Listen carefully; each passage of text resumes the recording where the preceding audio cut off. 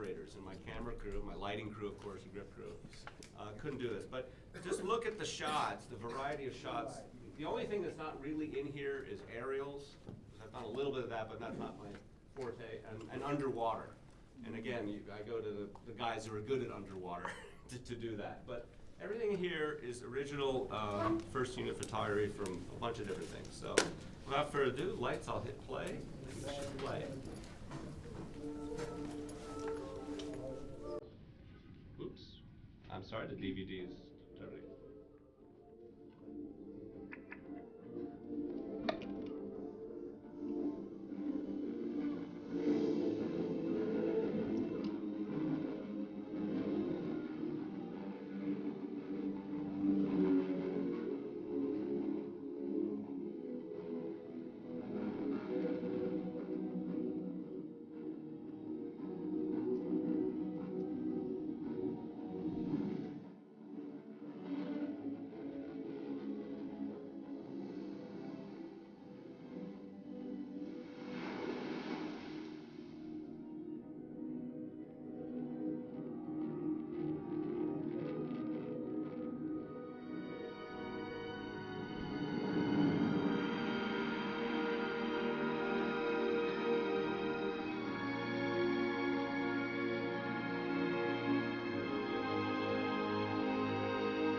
$800mm lens.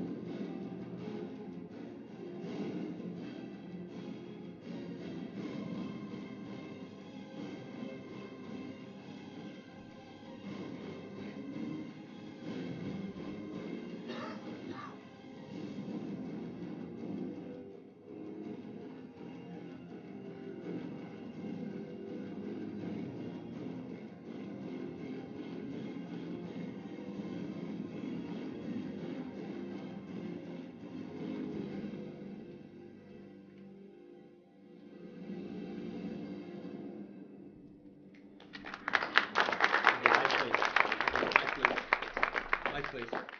Thank you. So you saw a lot of things there.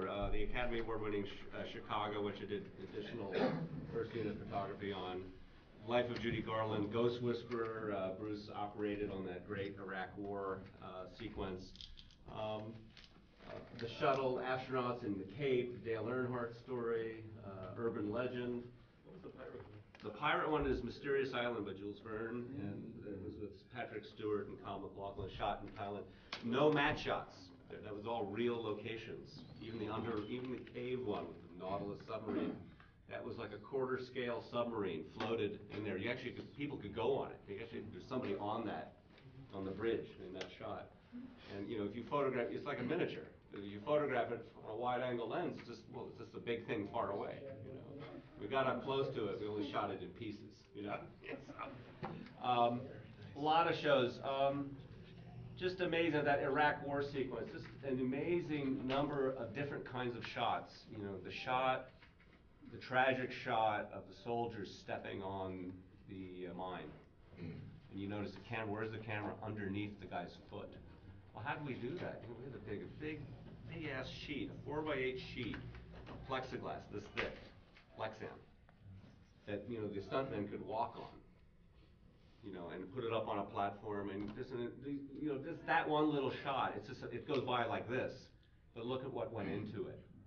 You know, the crane shots and these big, you know, production shots, you readily see how complicated they are. But sometimes a little shot like that, you know, it's a detail, but those details is what makes the film. So as I said before, you're all assistant cinematographers. So your attitude should be not just on the technical, you know, requirements of the job at hand, but what's the whole movie about? You know, how the shots work? What is the story of the movie? What are the stories of the scenes? What's the story of the scenes that make up the movie? What is the story of each individual shot that goes into the scene? And that's, you know, what we do. I mean, cinematography is very, very simple. You point the camera at what's important. It's that simple. We all, I'm giving these seminars around the world, and I always ask the students, I mean, how many people speak more than a language other than English?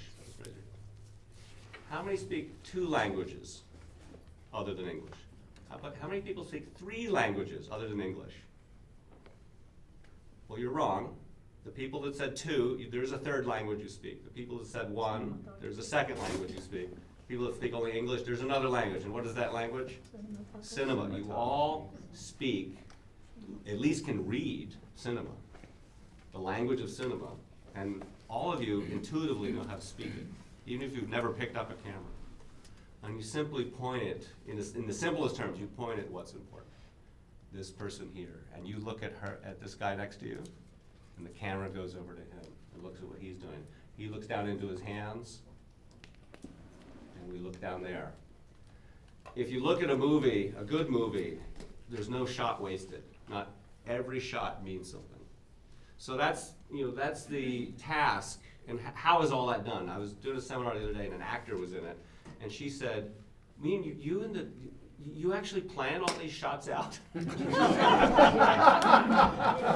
is an actor. The actor is better. I said, "Yeah, it was the director, you know." And you know, sometimes the director has a, depending on the person, the director has an overarching vision, but sometimes the director says, "Well, what do you think, Jim? How should we make this scene?" So it's a collaboration, and you know, no one can say on a movie, you know, where, you know, whose idea it is. You know, you have a director leading it, but the director of photography is the eye of the movie, and behind the director of photography is the support of the gaffer, the key grip, and the entire camera crew. Why only the director gets the royalty, though? I think because you have to separate yourself from the Entertainment Tonight view of life, and you know, Entertainment Tonight view of life his movies are one thing, and how movies are really made is another. Why did the directors get the residuals? Why? Good, better union. Better union. Oh, she laughed. But you know what? No. I'm a Directors Guild member, Actually, and we turned it down in '48. made a mistake. You made a mistake.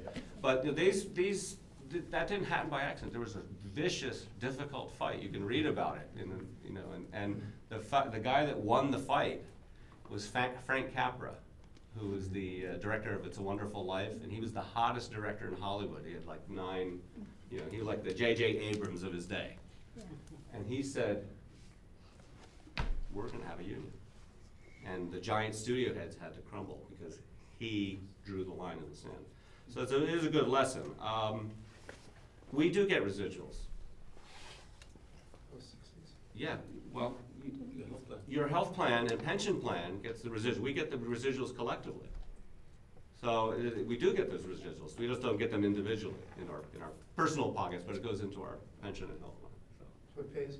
If you're in the union, again, we have probably the best union health plan in America. Yeah, and the DGA health plan isn't so good. Trust me, the actors isn't that good either. I can't figure that out. Why is the DGA health plan, they're making all this money?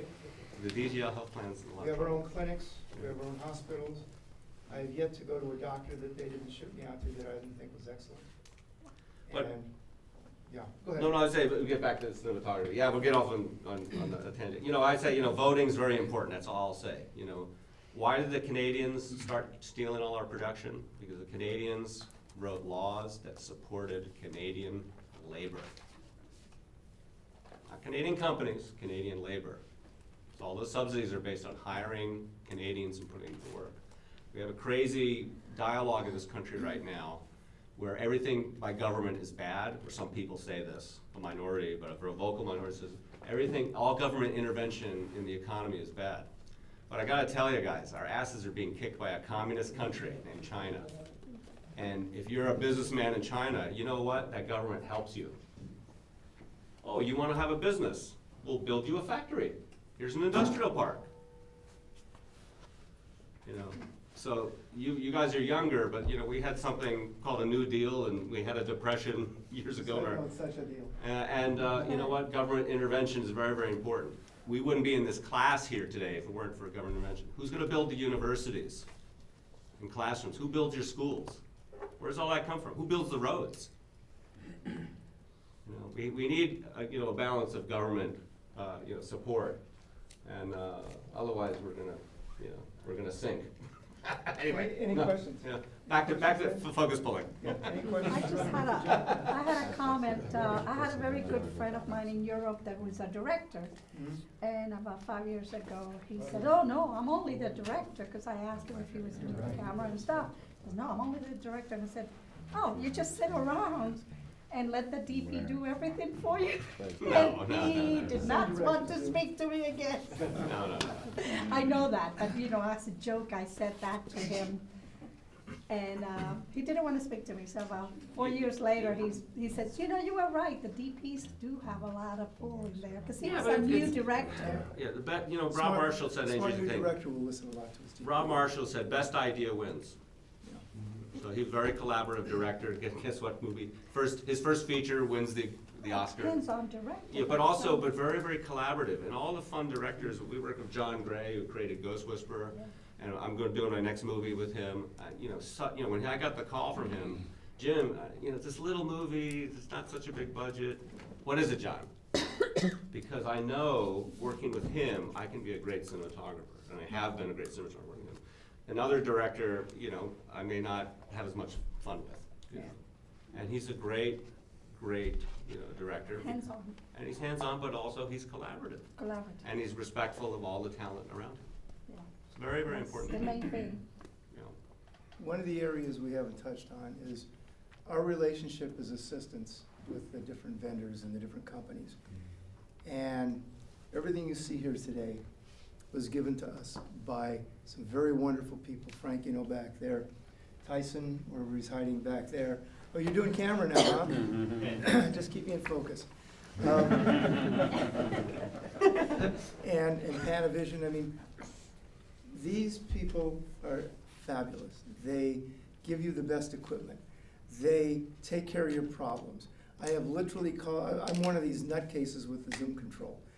Last thing I want to worry about when I play with a piece of equipment or when I'm shooting a thing is, when is my lens going to start moving? And I have literally had them bring me a box of zoom controls to go through. Over the days when I used to, the old J4s, take them apart and do them myself. Anyway, I want to get Frank K. to come up here and talk about the different companies and how they're going to help you and all the different things. And believe me, these are the guys that are doing their damnedest to come up with the best stuff for us. So if you need equipment, go see them. Okay, basically a couple of different things, and we touched on a few things before, but I'm just going to run over them again real quick, is working relationships. Okay, your relationship on the crew, the relationship with people you work with, the relationship with the vendors you go into is really important. The other thing that you can use a vendor for is, a lot of you are new. There's a lot of new equipment out there. You're going to get a call for a job that maybe there's a piece of equipment you haven't worked on with before.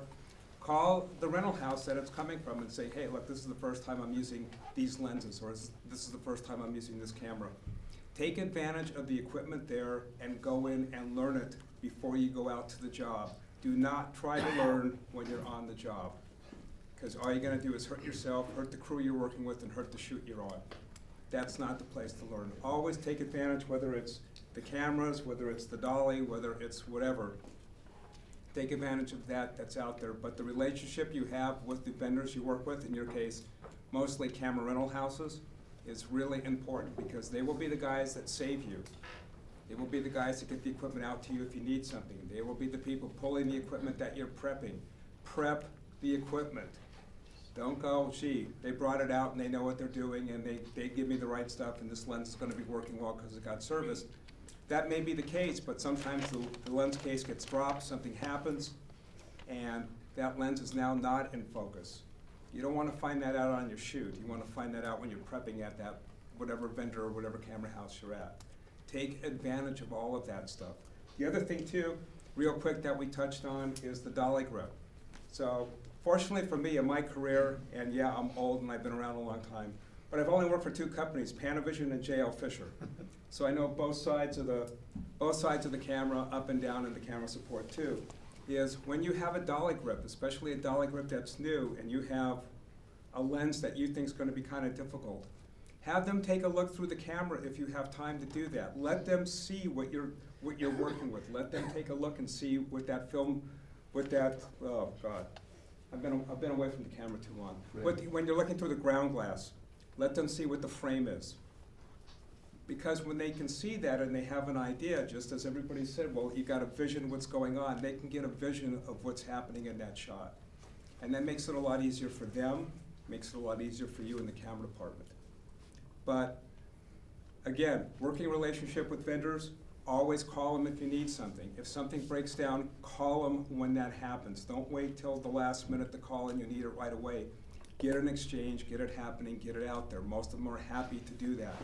Most of them are happy to go over new equipment with you. Take advantage of that when you have the opportunity to do that. If you have a day in between, when your shoot starts and you have some time in between, go in there and learn new lenses. Because you never know when you're gonna get a call for a piece of equipment that you haven't worked with. And if you know there's new stuff out there, go out and learn it.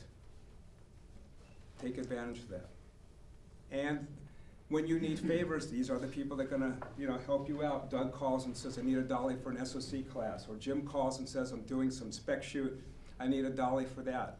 These are relationships that you've worked on and built on over the years, kind of a trust thing. They're gonna call you for favors, you're gonna call them for favors. That's a real important thing. Does it mean you go out to dinner with them every night? No. It just means you have a great business relationship with them. And that is really key in this industry. This is really a small group. Everybody knows what everybody else is doing. Everybody knows how everybody's work ethics are. Doesn't take too much. So please keep that in mind when you're out there. Any questions on vendors, or what vendors want, or how to work with vendors? Good. Less is best. Okay, I'm gonna go through a few things, and I hope some of you guys will go with me. I'm actually gonna go through the outline a little bit for a change.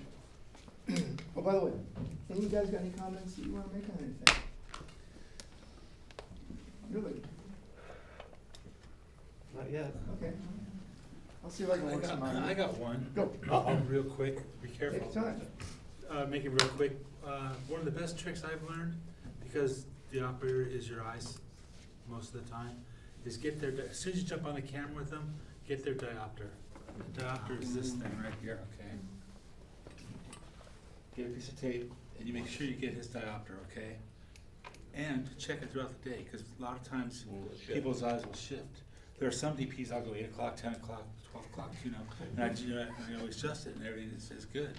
That'll save your life. I know it sounds nothing, but it's small. It keeps everybody on the same page. That's a nice trick that new guys should learn. And in particular with the first eyepiece on this Alexa, and I love the Alexa, but when you put your eye up to it, the diopter would change. There was a problem on the Alexa, I think they fixed it now, but as you put your eye to it, it would shift. He's got his thumb up over there. And we had to actually tape it to hold it steady. so that it Right. wouldn't shift on you, That's because right. even if you had a mark there, it would shift the second you touched it, so. Yeah, and I went and touched the camera and said, Bruce, I touched it, shit. That's enough for Bruce. So even with the state-of-the-art newest best camera, they don't have all the glitches before they send it out for you to use it, so they do fix it when you tell them. Question? I have a lens question. If a lens is marked at 7, 8, and 10 feet, and you measure out to 7.5, how do you, know where that is on the lens? The best way to do How do you that? learn that? Yeah. Go out and get something to focus on at 7.5. That's good, yeah, that's a good, tell them. That's a genius question. Most of us grew up with Panavision, and we had the curves in our DNA. Then all the Optimus came out, and the Odyssey News came out, we had to learn a whole different curve. So what you want to do is, when you're prepping a lens, this one falls, this one goes 5, 5, 6, 6, and then it's not. When you go up the curve, that between 6 and 8, it won't always be in the middle for 7. Mm-hmm.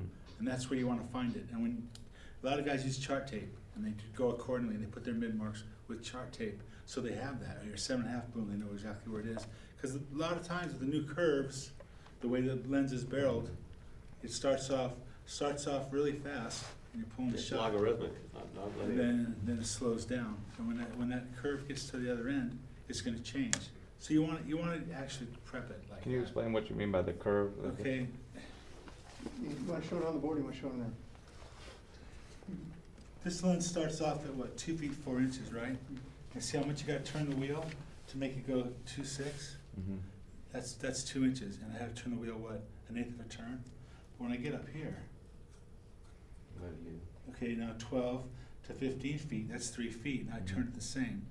Now, if you're going to compensate, depending on what your distances were, you wouldn't be turning the wheel the same. Mm-hmm. So like on 24, we had our marks were so close. On a 3-to-1, they were like a pinpoint, and that would be a difference of like 20 feet. And then you have to go to little pinpoints, and that's how we did it. And so when you're judging a lens, make sure you know how the curve, make sure you know how that pulls and where it's going to be, because you can't trust the witness marks all the time to guesstimate it. You got to really know the curve of what exactly you're doing and what you're working with. And they'll come in. And mark it, and you mark it. With chalk or you Chart, do no, tape? tape, or- tape. Chart tape. Chart You like tape. chart tape, So- and you put another line around it, and you put your marks where you want it to be. Mhm. Some guys put them every foot, which is a cool way to go. You jump on a show and it's all done. Yeah, because especially the 11 one from Panavision, Right. which I believe Panavision. The marks on it are, just make you crazy trying to figure out what 22 feet is and 23 feet is. And if you get a good enough rapport, like Frank was talking about with a company, and you use their lenses quite a bit, you can actually get them to go in and do special engraving for you. Like the 11-to-1 and the 150 prime that John Schwartzman and I use all the time, I've had them go through and put in intermediate marks just by re-engraving the lenses. Because the only way you're gonna do it is when you're prepping, it's just don't check 20 feet and check 25 feet. Go figure out where 23 feet is and then mark it with a piece of lens tape. And it'll be different, every lens will be different. Sometimes one side of the lens is different than the other side, more with the T-stop than with the focus. They make mistakes, and a 4.5 on one side or a 5.6 on one side is not a 5.6 on the other That's side. very Move it off. That's a big Especially on the caveat. Prima Zoom. That's a big caveat. You'll go to the dump side, and all of a sudden, it is not even close to what you had. So get a visual, get your grease pencil out, and get them on both sides, get a visual. Then you'll know your visual is constant. Because you can't trust the witness marks all the time. Years ago, I worked on a feature. I actually worked on one feature, and this is before Panavision even. And literally, because we use all hard lenses pretty much on the show. Was that Gone with the Wind?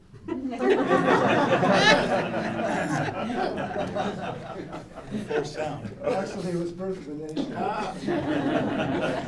Anyway, we literally went through every lens, and there were like, I don't know, 4 or 5 cameras. And we totally disregarded whatever they had on there.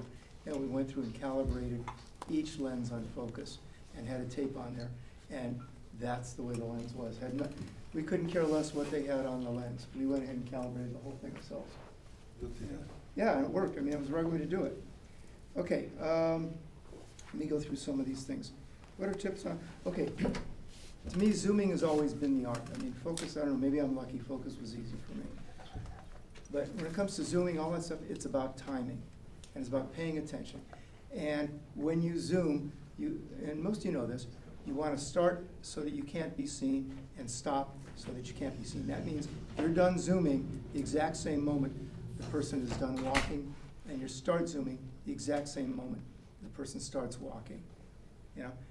And the zoom doesn't stay the same pace. It may during a shot, but if you got people moving in and the scene's getting bigger, you're gonna start out slower, you're gonna go up faster. And again, that boils down to what's out there, paying attention. The other thing is, understand the shots. Now, most shots are easy to understand. Guy's standing there in front of me, he's gonna sit and talk. That's easy to understand. One of the most difficult shots I ever did, and it shouldn't be, was somebody coming down a stair. We were backed up against the corner with practically no light in the scene. And I'm on the wrong side of the lens, which wasn't a problem, but my poor operator's like this.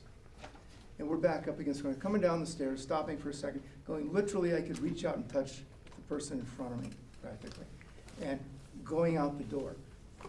That's an easy shot pretty much for an operator, except he's up against her, because he's just following the action. In my case, I didn't understand the shot. And it was, we did have video tap on there at the time, and they were recording it, thank God. And we did it like 2-3 times. And I kept getting the size going out the door wrong, and where to stop zooming before they're making the thing wrong. Focus was always right. And Arlene Sanford was the director. She does a lot of single camera now. I did maybe 50 shows with her doing sitcoms. And this was the thing, Block and Shoot with the Torkelsons. And she was gonna move on. I said, no, let me take a look at the shot. And I'm an assistant. So she would replay the shot. Because I had a chance to see what I did wrong, I understood the shot. Next, I said, can we do this one more time? Did it one more time. Whacked it right out of the park, no problem. Of course, the thing I hated was everybody ran up to King Nicholson, who was my operator, and just patted him on the back, and I sat there thinking, this was my shot. Operators do pretty shots, I do tough shots. You know, but you gotta understand the shot. You know what I mean? Sometimes you have to stop and go. Again, it makes it a lot easier sometimes when you have that monitor. But again, if you depend on that monitor, if I depended on that monitor, I'd have done it wrong. But if I would have watched the monitor as I was doing the shot, the second time I'd have got it right. So you gotta understand the shots. And some of these shots can be real difficult. You have to understand crossing the line. You have to know every bit as much as your operator knows, and as much as that director understands. My job, and this is a personal thing, and I think you guys probably would agree with me, is that my job as an assistant and as an operator, two things. First of all, keep my operator working and my director of photography working, because if they're working, I'm working. The second thing is it's my job to figure out what that director wants on that media, what he wants on that film or whatever it is, and add what I can add as an artist and make sure he gets what he wants. You know, because that's really what you are. You're his eyes, you're his hands, and you're his mind as to what he sees in his head. And that's really your job. If you can do that, people are gonna love you for that. Again, we're talking about editing. You need to be able to edit in your head, because there are times that your opinions and your ideas and just saving your butt is important, that you know what shots are going on, and you know how that's gonna relate to the rest of the show. Let me get some other things here. Okay, the other thing is, never trust an actor. Which we talked about earlier. This actor may do the same thing 5 times in a row, and I guarantee you the one take he gets it terrific, he's gonna do something different. Only one actor in my life. I don't know, you guys got an actor you ever trust? Yep. Yeah. Oh, yeah, the oldies you can trust. Yep, a few of these old guys. Jackie Lim was my guy I could trust. He'd be sitting down in a chair and I'd move a tape out there, and he'd say, I'm gonna be over, and he'd look at me and say, put his hand out, that's where he's gonna be. Well, by God, he'd be right there every time, you know? So don't trust actors. That's why you pay attention to what's out there again. Oh yeah, this is a great story, and I think we've all had one of these things. Everybody here see the movie Silver Streak, where they run the train into the thing? We shot that at a hangar at the Lockheed out here in Burbank. And basically what it was a truck with a train body on it. They were crashing through. Okay? And I'm still pretty new at the time. And one of the key assistants who runs up to me says, go up and take care of this camera. This guy up there doesn't know what he's doing. Run up on a 10-foot parallel. And the first thing I did was look at the camera and I tipped it. Lens fell out. Look, swear to God, like 6 inches from there, I'm catching the lens. 10-foot drop. Now, I guarantee you they're not going to remember that that guy was up there first and put the camera together. They're going to look at me and say, you just destroyed a lens. You know? And that kind of a reputation carries you a long way.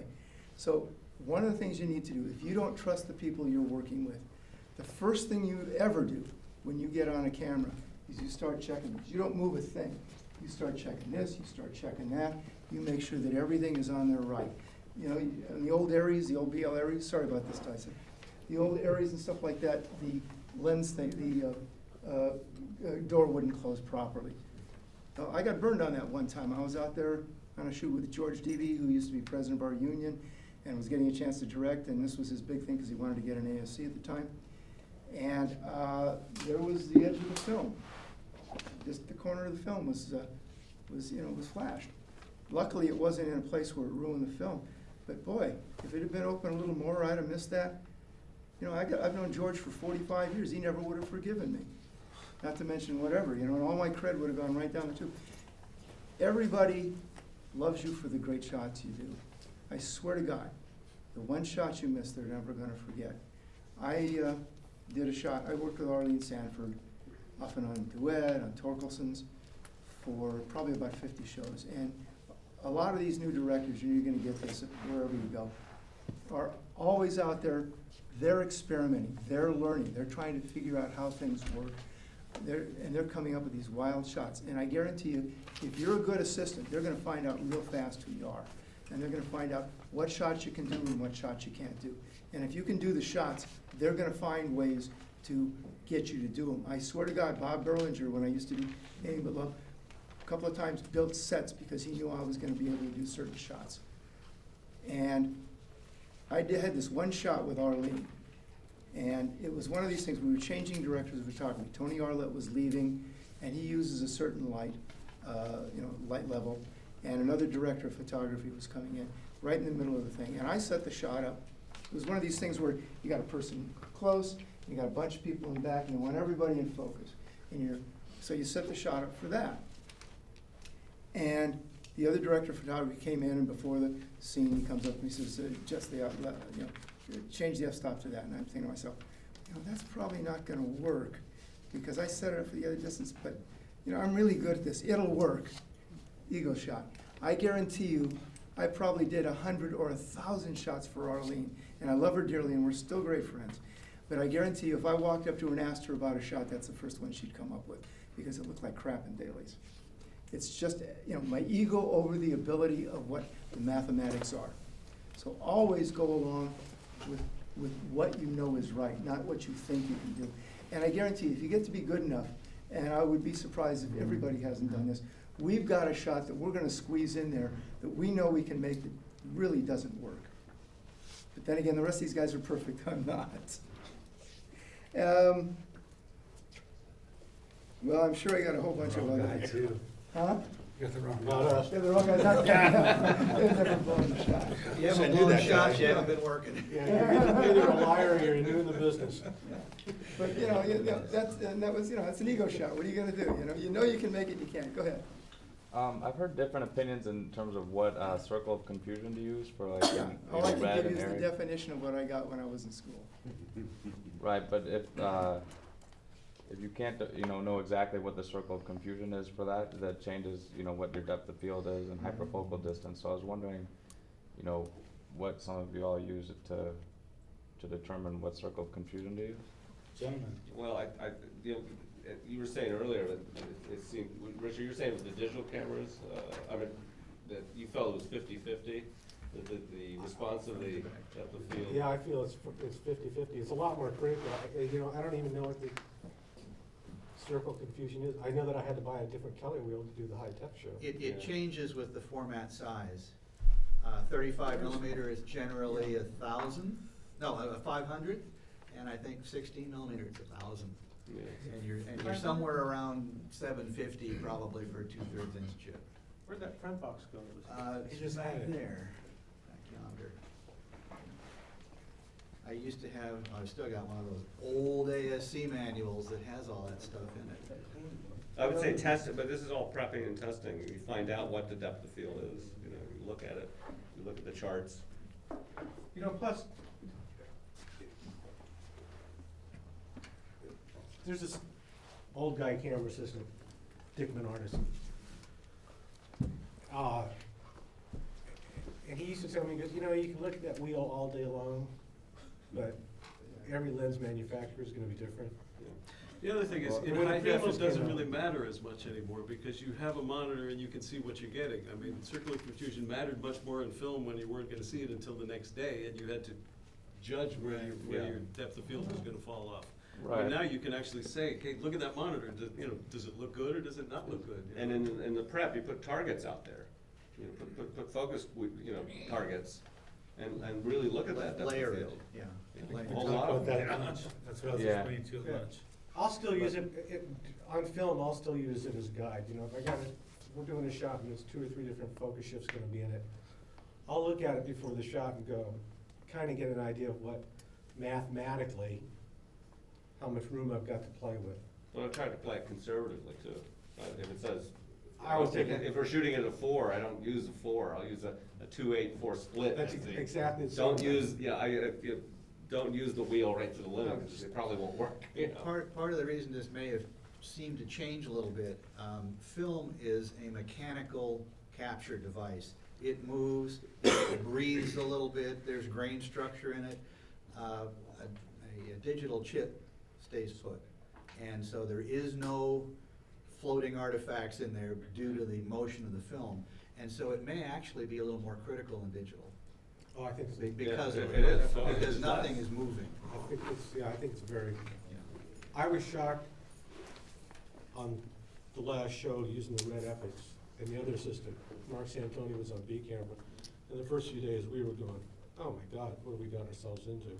And the director was saying, well, it's 3D, so we want to shoot with no depth of field, so we're going to shoot everything at a 2-stop. And it was like, I mean, quite honestly, God bless John Schwartzman, after about 2 or 3 days of this going on, John said, he goes, if we were shooting film, we'd be having the same effect and we'd have more stops. So he just gave us a little bit more extra stop and still had the shallow depth of field that the director wanted.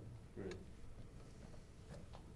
Yeah, I got one last tip that may be the most important tip I'm gonna give you today. Always be on time. Besides that, yeah, that's a good one. Actually, you're supposed to be 10 minutes or 15 minutes early.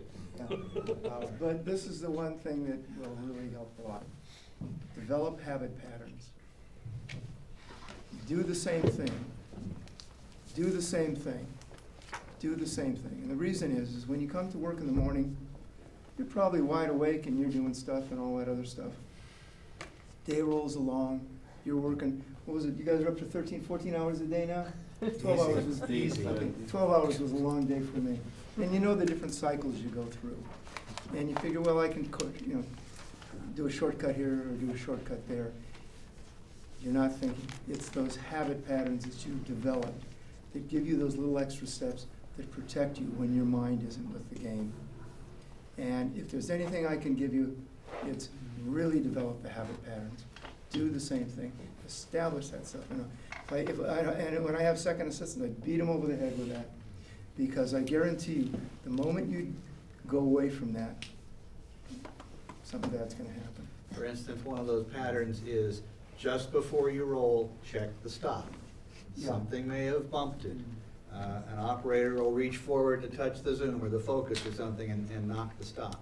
And if you don't notice it till halfway through or till after you shot, then you've blown the take or perhaps blown the whole shot several takes. So, that's one of the patterns I think he's talking about. Get in the habit.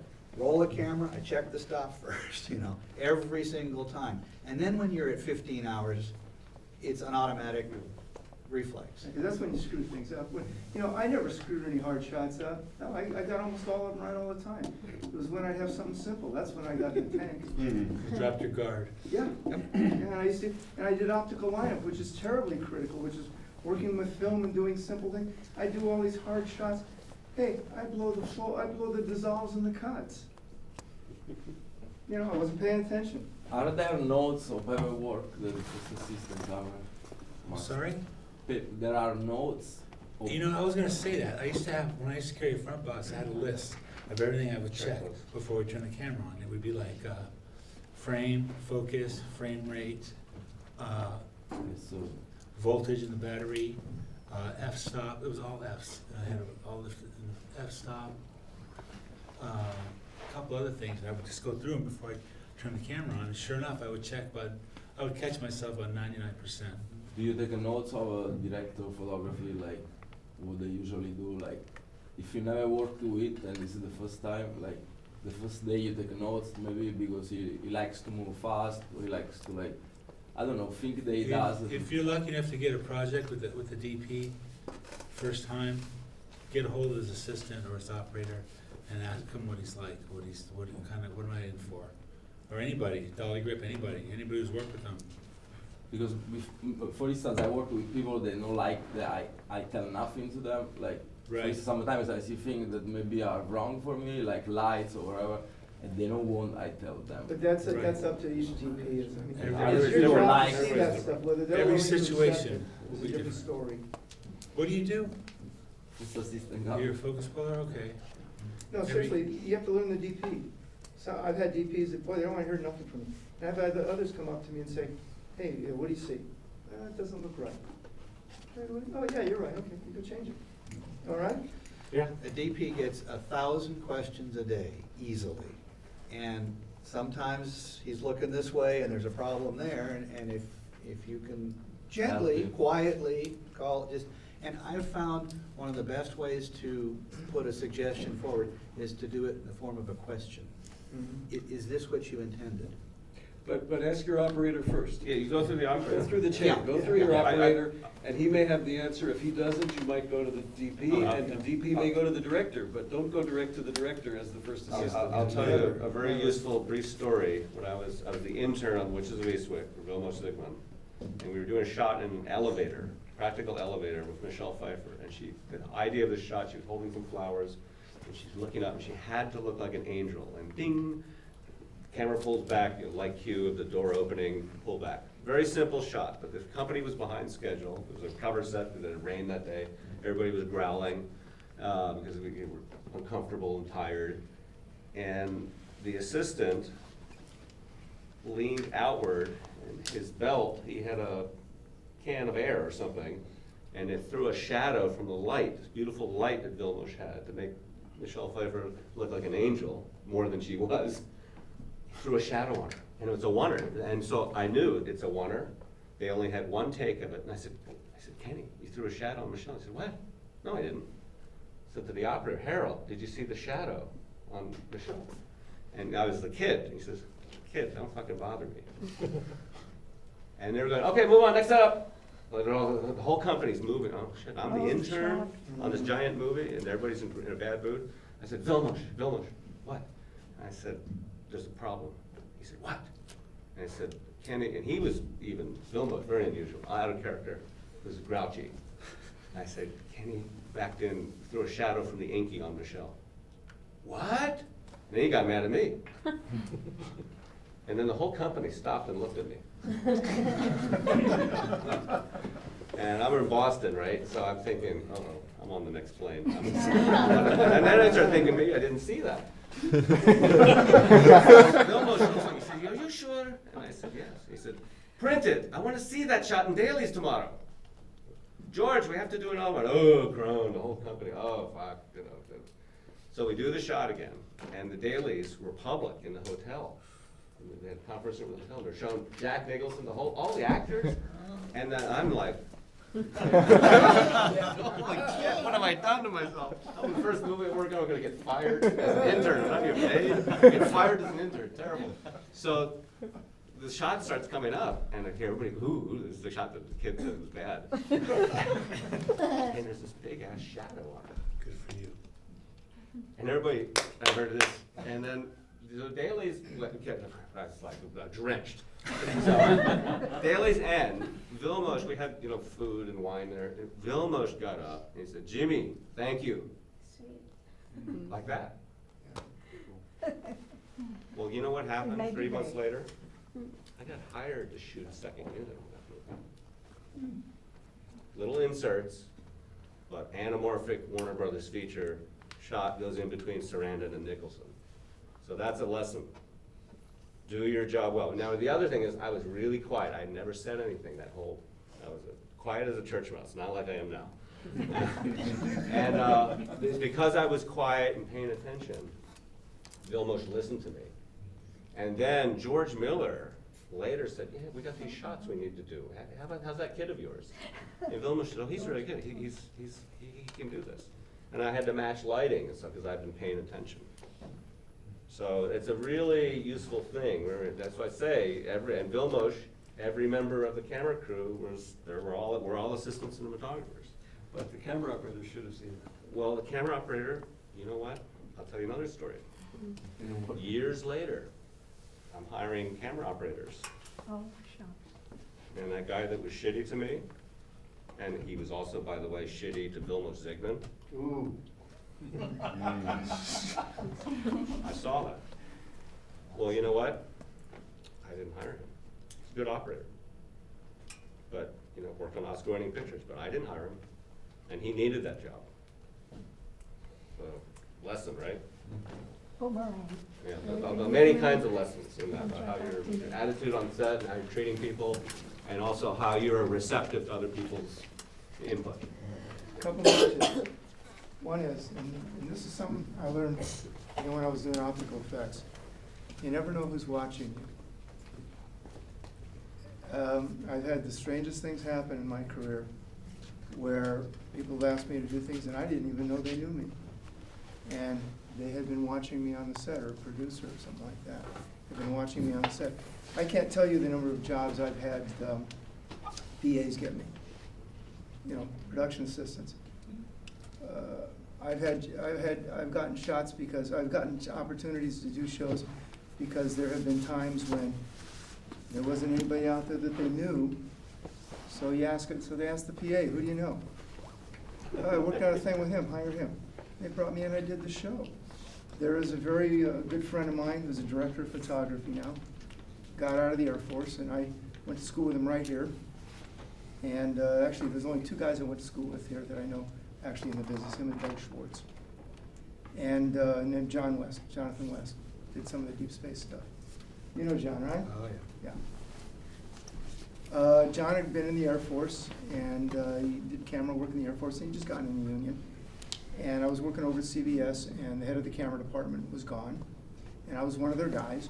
And so the guy who was the loader was taking care of the camera department at the time. And John and I had, I knew John, I knew he was good, and we talked about, he called me a few times and everything. And guy called me up, he says, I got a list of guys here, they're available. And this is, again, when the union was pretty closed off. And he read off the list, and I said, oh, John's on there. Hired John. John took a one-day call. He worked on that lot for God knows how many years. I'm sure he's told you that story. And he ended up operating there, and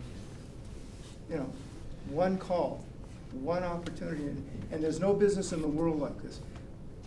It will change your whole life. I was literally, when I went from opticals to doing this, and I'd gotten divorced, and I was literally down to my last $20 and out of unemployment, and I'd politely been bugging a few guys in a few camera departments. Jim Sater, who had just started over at CBS as the head of the camera department, wanted to get one of his guys in there. One call, one day's work. I practically didn't stop working for years after that. So one call changes anything can change your life. One bad day can cost you a lot. One misplaced word. And my problem was, I am one of these guys, I have a very sharp return, and I have to keep a real sensor on my brain. And the only time I ever got fired off a show once I became good was because sensor got loose for a minute. I swear to God. I just made one comment in the back of a stage. Yeah, I think we've all done that. But yeah, we've all done that. No matter how stupid the producer is, treat him nice. Yeah, And once actually the comment- PAs, because they're gonna be the producer. And Yeah, I- in fact, there's a PA we worked with on Ghostbusters. He was a PA. Yeah. The third PA. And guess what? He's a producer now. And you know, I'm so happy with him. It's nice to have. He's a good kid. You just never know who's gonna put you in for something, and you never know who's listening. And, I mean, the cameraman was George LaFontaine. You know George, how many times I worked for him after that? A lot. I was one of his regular guys, but I was off that show. Anyhow, I guess we're about ready to wrap up, unless Alexa. anybody's got anything else to say besides the Alexa. Well, let's show Jim's footage from the. We'll show, just by coincidence, Bruce, we did this great pilot called Grace. It was about a contemporary LA dance company. It was a 1-hour drama, kind of like the movie All That Jazz. That similar territory to that. And we shot it here in LA, and I loved shooting it because it was my first real full-time, full show with the Arri Alexa. And we used up to 4 Arri Alexas. You're gonna see a sequence here which uses all the 4 Arri Alexas at one time. And it was all on 100% location except one piece of stage work. You'll see this rain sequence which was shot on stage. And also LA was a character, so we wanted to make sure that Los Angeles was a vital part of this. But it's real interesting. This is the first digital, I've been shooting HD since 1989. Not 99, 89. I worked on Visions of Light, which was shot on a Lumicon analog HD camera. I mean, this is ancient stuff. And I've been waiting for this camera for a long time. And you know, now if I would say, you know, the Red Epic and Arri Alexa, these are real great digital cameras. I mean, not that, you know, I like the Sony, I like the Genesis and all that, but you know, this camera is in a small package. It's the size of a Super 16 camera. It's the first digital camera I've shot that I treated it like a film camera. And for me as a cinematographer, it's like shooting a film stock from 10 or 15 years ago, in terms of the latitude, the way it looked, and the way I treated it. So anyway, without further ado, we'll show this, and this is like a two minute. This is the opening sequence of this show. Let me just find the view, get the full screen, and we'll hit play and lights.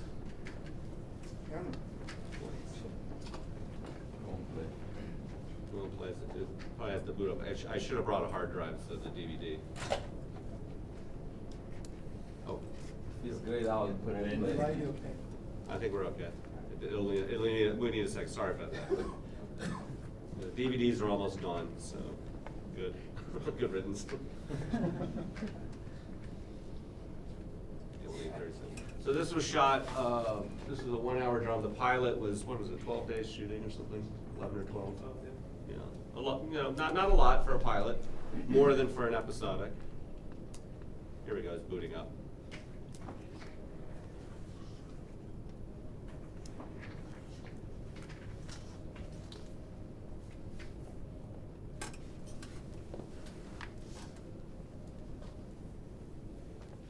Oh yeah, all right, we're here. Ah, there we go, we're playing.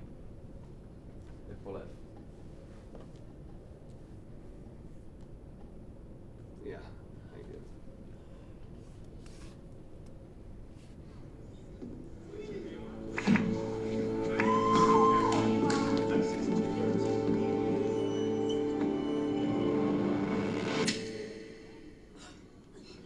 A 5, 6, 7, 8.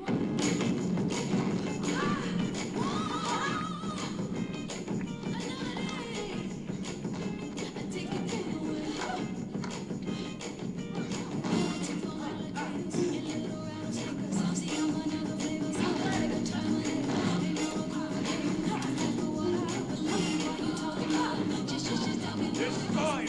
Get out. Don't charm me.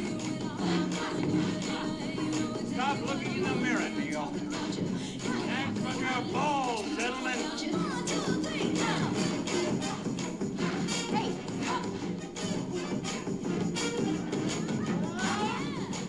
I need to file these with the court by the end of the day, and I need you to sign. And I need you to read them before you sign. Dad? Dad? He's working, lovely. You know he can't hear you. I'm late. Watch the lifts. They'll make you tingle in your naughty bits. Okay, I'm gonna read them to you, and then you're gonna sign. Are you listening? In response to plaintiff's claims of sexual harassment, that this Damn it, is... Ryan, dig in! Motion for the summary judgment holding that the charges in which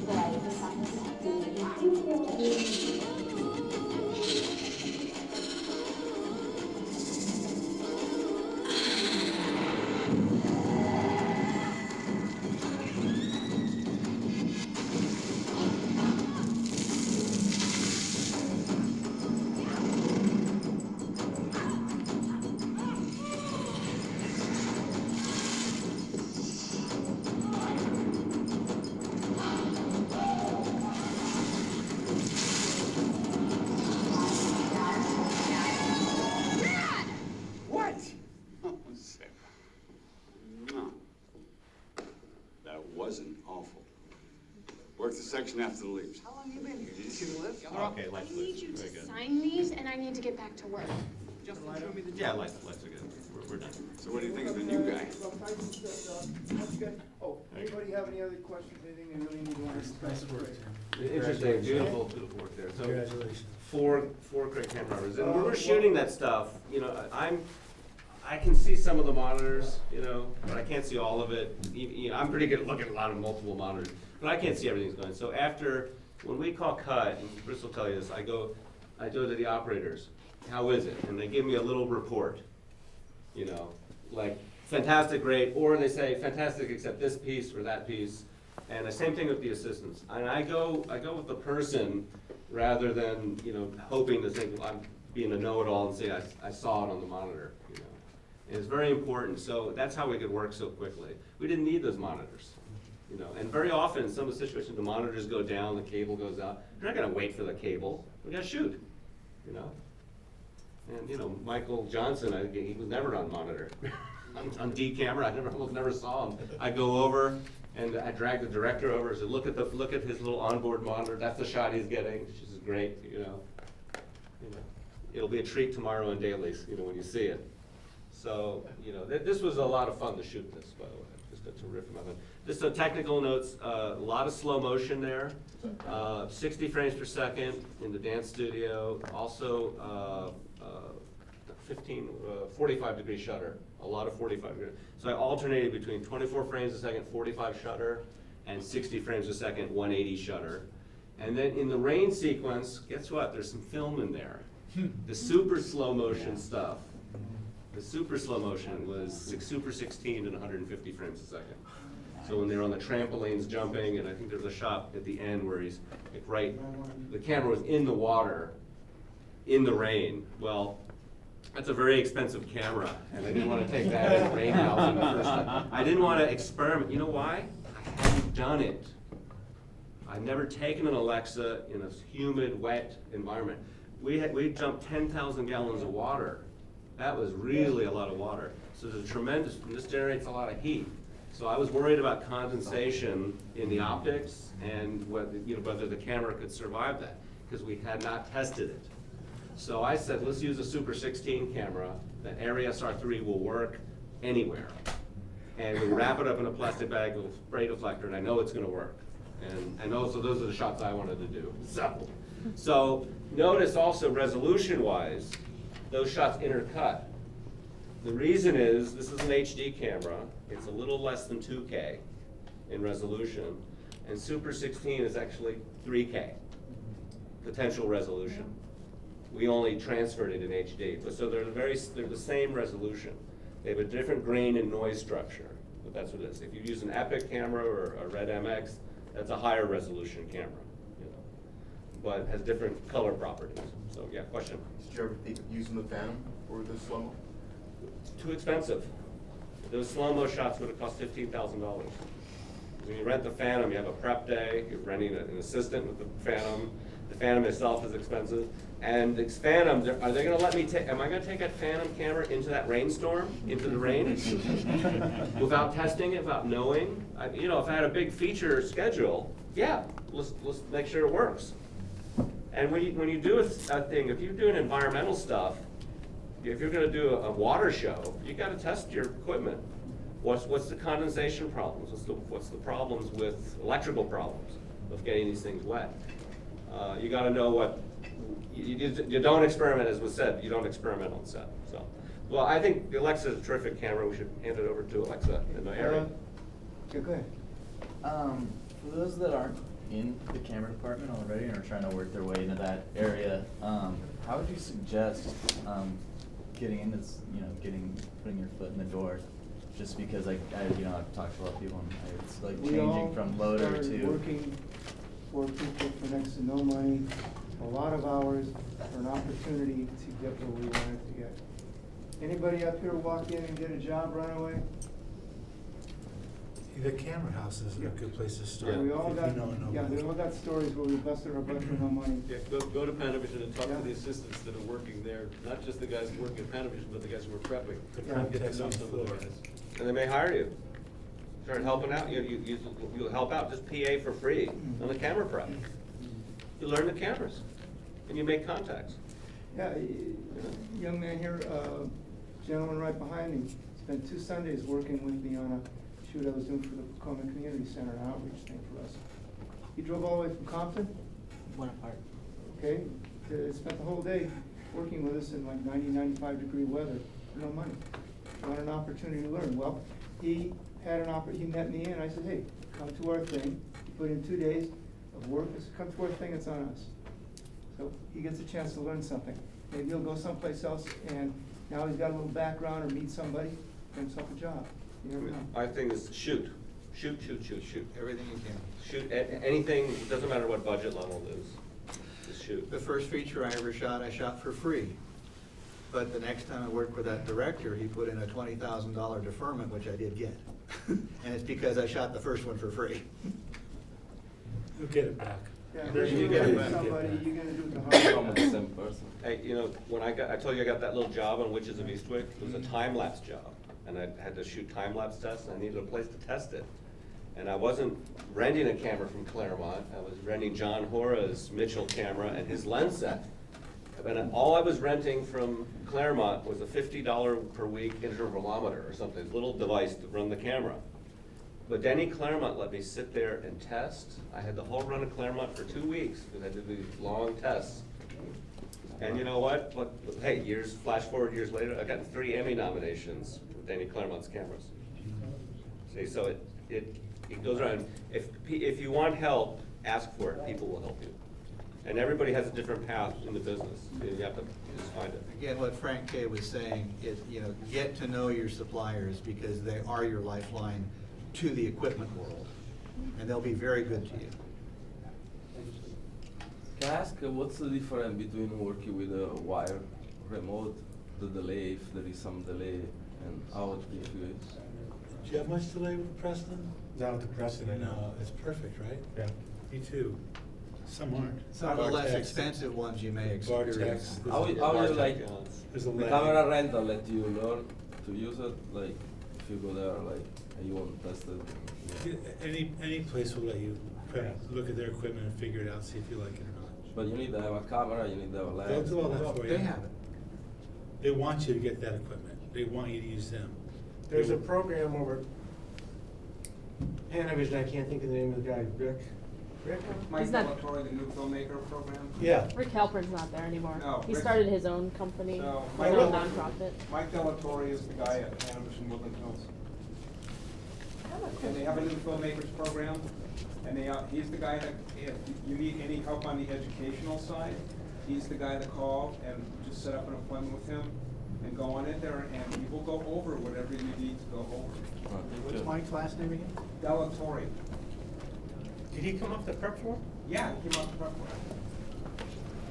De La Torre. Delatorre. The only thing on the Preston I find is that sometimes it's not fast enough. That's what he was saying. It's, Yeah, it starts right away, but And then, on like- longer throw lenses, it's.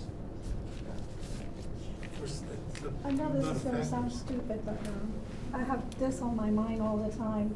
Who really decides what camera to use in a project? That's a genius question today, because it's a mess today. It's a mess, I wanna because, hear it from well, pros in here. what the problem, it didn't used to be a problem, it used to be, there were 4 choices, or actually, there were 3 choices of camera. It was Panavision, Aeroflex, sometimes we use an Aton, or you have a special, or it's a combination of movie cam, we use combinations of cameras. For a while, we used Panavision and movie cam for Steadicam, because that movie cam compact was the lightest camera. And then, technology changed, then the Aton cam, and so forth. And then it was Kodak, Fuji, or Agfa, and then Agfa disappeared. It was too bad, it was kind of cool looking. And now, you have every show, you're practically designing the workflow of every show. And the problem is, partly this is the vendors have done this, because they're all claiming my camera's better and telling lies. I mean, I love Sony, I work for Sony, but they told lies a few years ago about the F900 camera. Well, can you find anyone shooting a feature on the F900 camera today? Not anymore. And it was so great. 10 years ago, less than 8 years ago. Still use it on TV. I know, but But not they were featured. making claims for it. It was great for TV PED. In fact, I said this, use it for a 3-camera show. Absolutely great, no problem with it. But you know, I had to shoot a feature which I regretted. It was took place in Las Vegas at day exterior desert, and then all the bright lights, even the bright lights of the casinos, it couldn't handle that. Really? Yeah, because it's just limited. It's just limited what it is. But so you have to. It's a minefield right now. Plus, there's a whole bunch of new rental houses that are undercutting the bigger houses' prices, so that a lot of times it's the production manager that decides what camera you use, because he gets a deal from some Yeah, cheap and rental house. there's right now there's a kind of ugly cannibalization If going I on were with the to rental hire houses. you- There's some rental houses, I won't mention the names, but they're undercutting, because digital is supposed to be cheaper, and when the studios are finding out, oh God, we just transferred the cost of post-production onto the set, and sometimes it's more expensive, so. I worked for over a year, a company was a director of photography. They used to give us these worst cameras in the world to do sitcoms with, because he got a kickback or he had some kind of a Okay. deal with the company.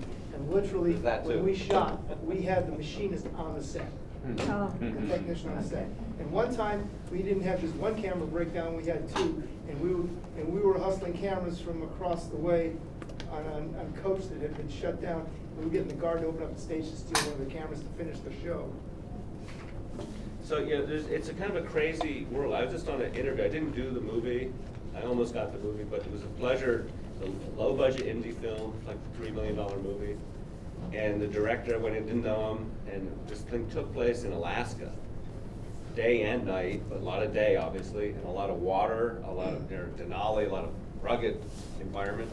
And I'm thinking, low-budget indie, they want to shoot, what digital camera do they want to shoot? Which, it just made me cringe to think about it. And I said, well, if I go in, I'll tell them I only will use the Alexa if it's a digital camera. And happily, I went into this meeting, and lo and behold, the director said, well, I really want to shoot 2x 35 millimeter. But that's the best choice for a widescreen movie, Right. a day exterior, and you're trying to make a movie 35 shooting film. Guys, don't count film out. I mean, these cameras are great, but Super 16, I've shot 3 or 4 Super 16 movies. Black Swan was Super 16, below, and a fairly low budget film. It was less than $10 million, that film. Really? Yeah, it's a low budget movie. They never, they didn't expect it to get as popular as it was. It was a bit of a surprise for everyone. But anyway, Super 16, 35 millimeter 2-perf, these are all viable alternatives. The film cameras are rental are really cheap right now. Giving away, They're giving away. It's amazing. You can get the camera bodies for free practically. They're just renting you the lenses, So there's many choices. It depends on the story. The ideal thing is really what's the story that's being made. Well, it's a vampire story that I wrote 10 years ago, and it's a huge now because I made it into 4 films. The book was so big that I decided to make it into 4 films. And I want to shoot the first one, but I want to shoot it right. That's why I have taken over 5 And years. are you directing or producing it? No, I'm the writer and just producing. You'll be producing. No, Well, I'm not directing. I'm not a Really, director. the people that have to decide, 2 people, the director and cinematographer together. That's what I thought. And you go on these blogs and people are saying, what red camera should I use? Which red camera should I? Exactly. And I said, what's the movie about? And who's your cinematographer? Everything's cart before the horse. Right. So it's the story first, and then the director and cinematographer have to decide how much money you have, and you make all those factors play. Something you might also want to look at too, just for everyone, there's something called CML, Cinematographer's Mail List. And it's cinematography.net.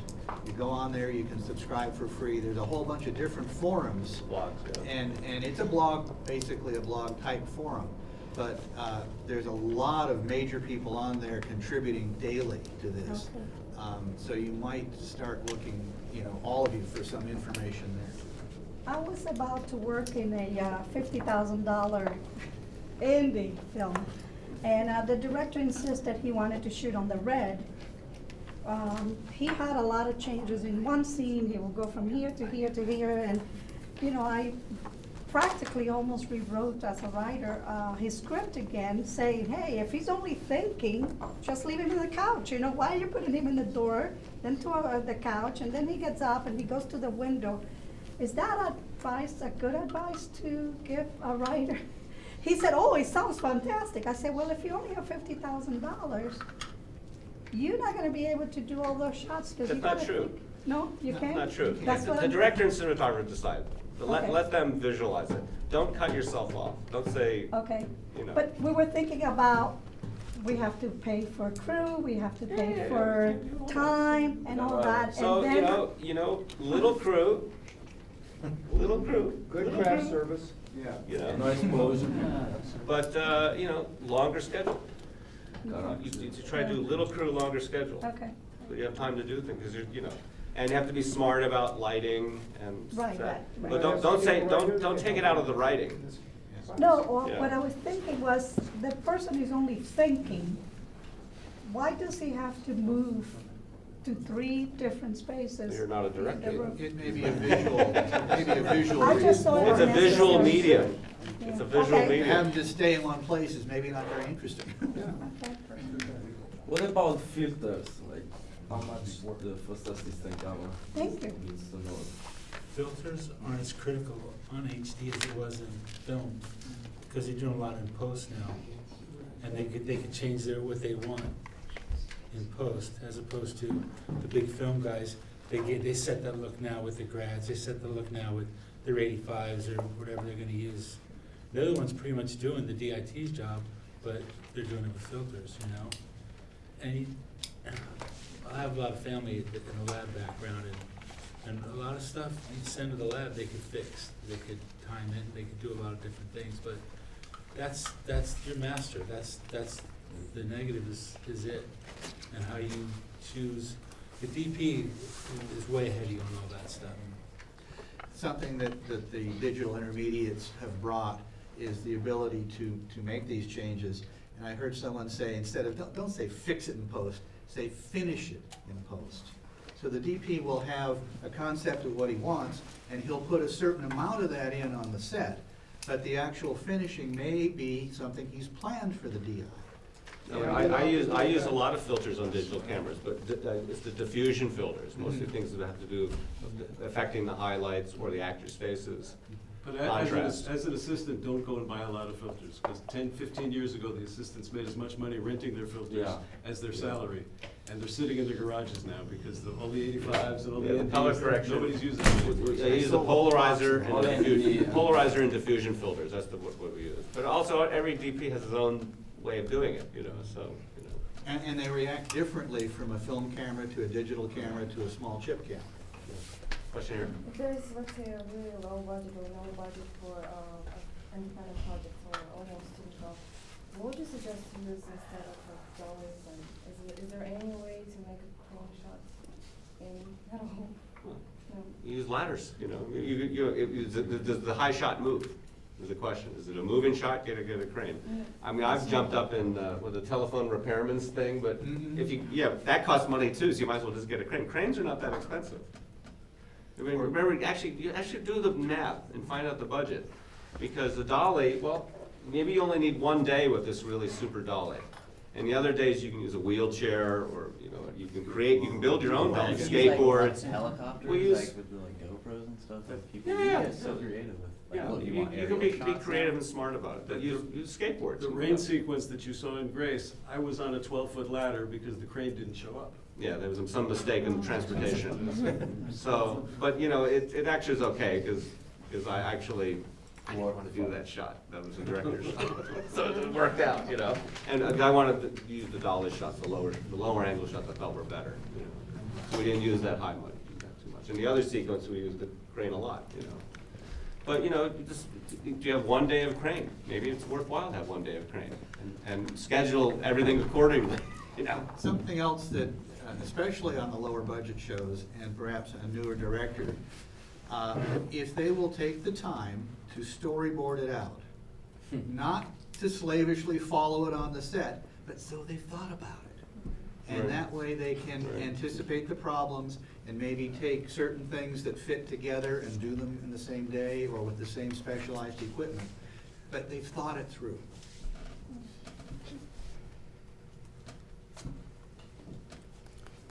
Yeah. Go ahead. Go ahead. You spoke earlier about, knowing your lens and knowing when the focus is super critical and when it's not. And my question is, if you know you have, like a wide angle with a lot of depth of field, where is a safe place, I guess, to put the focus? Because we talked about how there's different depth of fields for different cameras and different circles of confusion, so you don't really have a hyperfocal distance, I guess, you can trust. So what would give you the most focus? I mean, is it? You You do have hyperfocal hyperfocal. distance. And every That shot, would every change lens is with, different, but you take the size of the lens and the T-stop that you're at, and you can use your Kelly wheel still. But, Yeah, I mean, I'll say to my assistant, Greg, make this a hyperfocal shot. Well, what do I need for that? And he'll say, the first thing he'll say, what's your T-stop? And I said, it's gonna be a 5.6. He says, oh yeah, but we have that. But if I said, Yeah. it's 3.2, he'd say, he says, I can give you 2 feet to 15, or I can give you 1.5 to 11, or I can give you 3 to 25, what do you want, Young lady. Yeah, I have a question about being a camera PA. I never had camera PA before, and I do second AC most of the time. But I'm gonna get a camera PA for the next film I'm gonna work on. So I was just wondering, what do you expect from the camera PA as on the camera assistant point of view? A camera PA. what do you want in a Camera PA? camera PA? What's the camera? Anything. Your attitude. Attitude is so contagious on a set. Yeah. And I gotta tell you, if you're gonna be enthusiastic about getting coffee, getting gum, that's gonna pave your way for your career. So just everything you do in this business, if you do it with your heart, you'll accelerate, no matter what. That's true. If you do it with a positive motivation and you're into it, don't ever begrudge anything, because it'll affect everything you do and touch and people around you.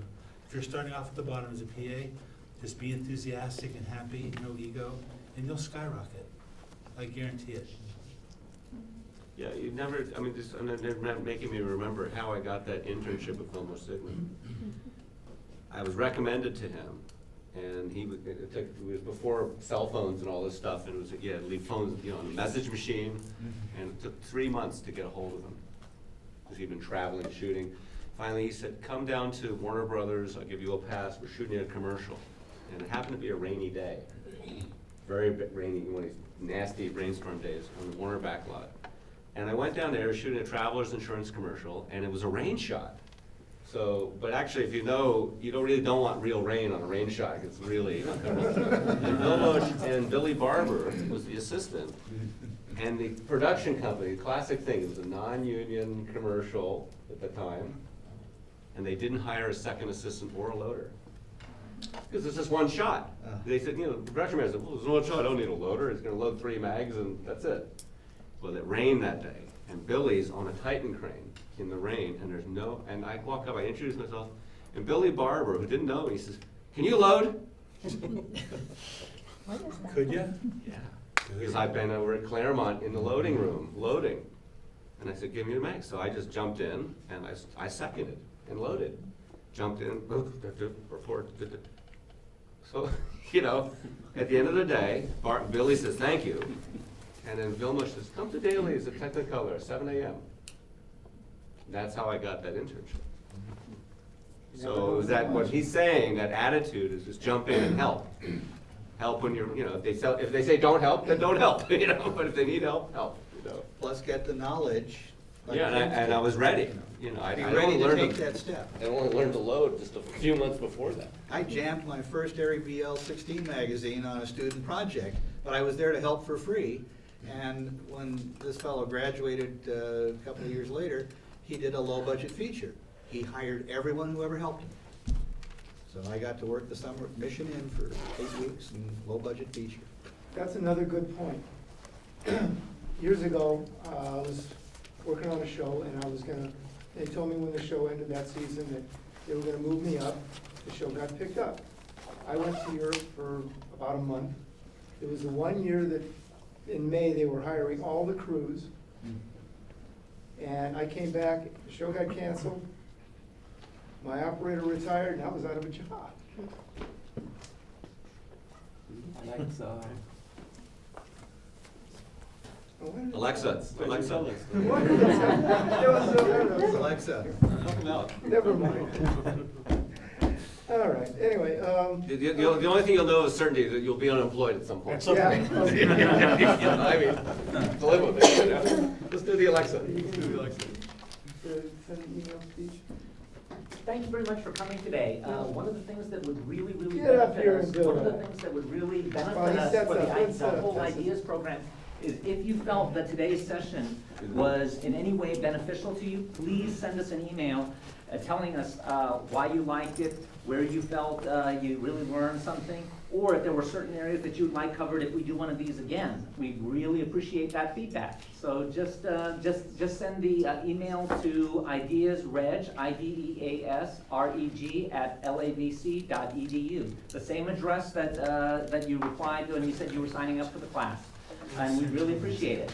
And if you're interested in being on our mailing list for future ideas classes that are coming up, just mention it in that as well, and we'll keep you posted. Because we've got some really good stuff coming, and as you know, Nick is planning a lot of good stuff coming up, and so are the rest of us. We hope you'll all come back. So the reason is, we have a limited budget. If we could, we'd give these classes away for free. One of the ways that we impress the people who give us the money is by people saying things for us. These unsolicited things, how we helped you with this job, or this was beneficial. These are things we can take to get more money to do more classes. Oh, and for those of you who are not members of the union already, the next, some of the new classes we have coming up are the cinematographer and the director of photography. For those of you who might be interested in the front office type thing, we're going to do the development and distribution, and why those two groups should talk and they don't. And we have an upcoming class with flyer up here, all about how to use social media to help put together your low-budget film or documentary. So, got a lot of stuff coming, as well as Photoshop and our usual on those computer classes. Thank you for everything. Yes, we do actually. It's very valuable for everyone. Don't be surprised. We're waiting to see what the shakedown is on 10. On 10, well, that's what I'm asking. You relearn everything. I hope you guys have a good time. Just keep your enthusiasm. If you guys want to stay for the lesson, you can, I just suggest you grab a seat out here. Hey, you guys, good luck. Thank you very much. Thank you.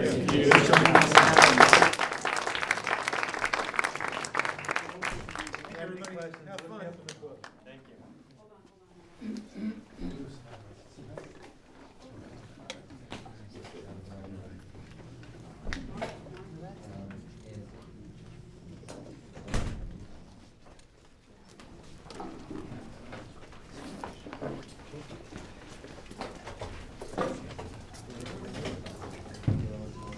By the way, hey, hold guys.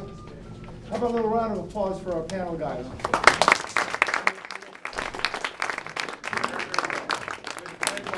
Fun industry, thank you. If you can stick with it and find the joy in it. Okay?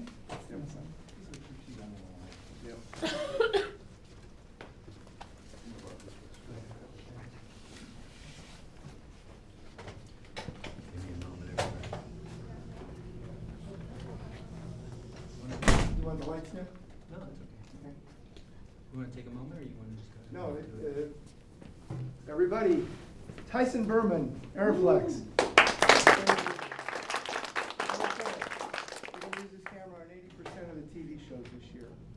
Right now, this is the camera we're learning. We feel we got a real coup, asking them and them saying yes to come in and do this for you guys. They're gonna do the same thing for ASC, and they do it for the union too. So you're getting something special. Hopefully. If it works. Yeah, it worked. No, it'll be fine. Anyway, don't have sound, so I'm gonna keep it real relaxed. I'm not gonna try to. But anyway, I'm Tyson. How's it going?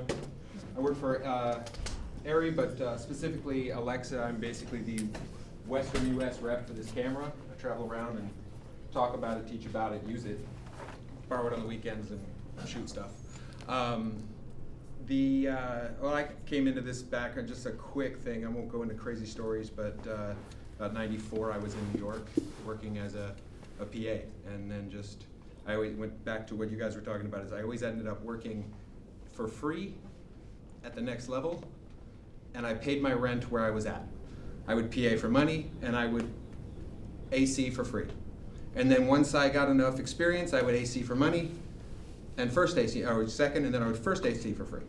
And back and forth until, and just eventually leapfrogged up until, I did come from a production background, oddly enough. I produced, I've directed national commercials, I've shot for TV shows, I've traveled.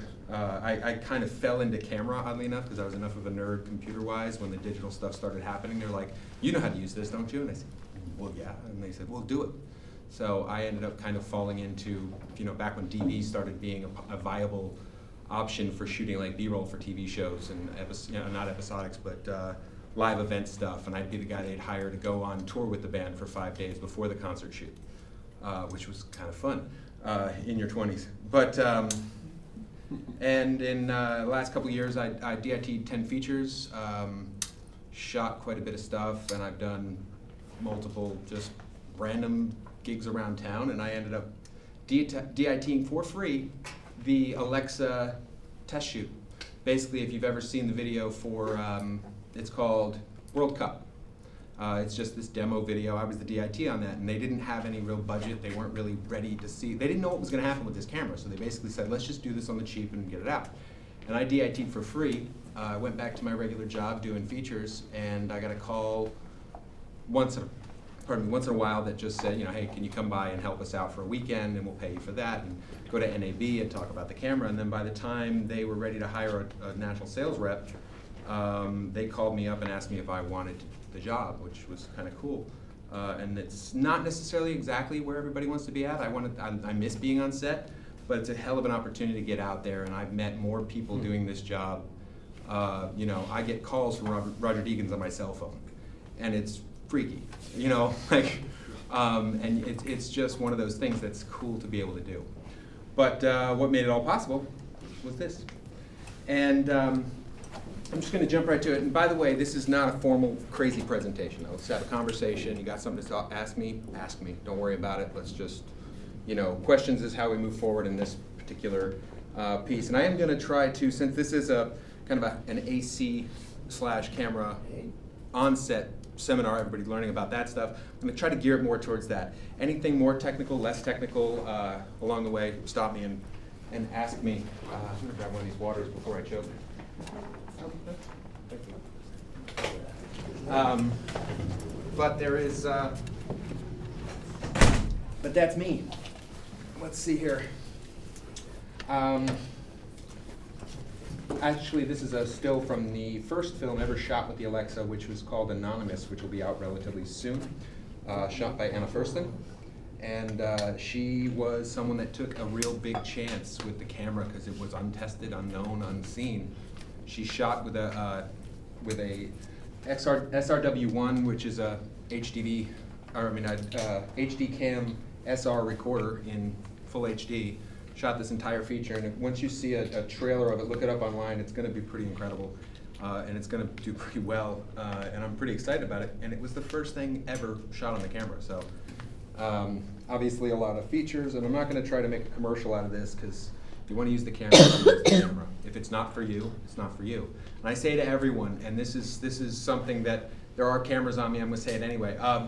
If you shoot a good film on a camera phone, I will watch it. I'll listen, I'll see the story, and I'll enjoy it, and that's cool. The tool, which is the camera, is a tool. It's not a creative, magic bullet. It's not going to make a movie better or worse. It's your take on the tool in your hand and what this offers you, as opposed to, I'll say, the competitors, but also just any other camera on the market has its own characteristics that allow it to be better for that production. Everyone says, well, why is this camera better than the Red? Tell me why this is, why that is. Is it quantified? Well, not really. I mean, you can't really say, I like this better, because this may look better to you at the end of the day. The Red may look better to you. That's up to you. I personally think the biggest strength of this camera is how easy it is to use. It's essentially, as he said, a film camera style shooting, but with a digital medium. There's very few variables. You don't have to have a degree from MIT to sort through the menus and figure out how to shoot and what you need to shoot with and all this stuff. You set your color temperature, you set your ASA, and your frame rate, and you shoot. After that, it's there. It's going to be there. You have 14 stops of latitude, and I'll get to that in a second. But as you can see, there's quite a few. I'm not going to go reading a list that's right in front of you on the screen unless you can't see it. But there it is. It's also available online as well. A lot of TV shows. We've actually taken over the TV market quite a bit this year. Pretty much any narrative, single camera or non-three-wall camera shoot is shooting ARRI, it seems, this year. The Alexa has kind of taken over, and there's a lot of reasons for that. And a good portion of these cameras, these shoots, are just shooting in HD, which we'll get to in a moment as far as the two variables for recording outputs. But as you can see, there's quite a list here, and more being added every day. So the core of the system is essentially what we call the Aliv 3 sensor. It is a 3.5K sensor, but we are not a 5.5K camera.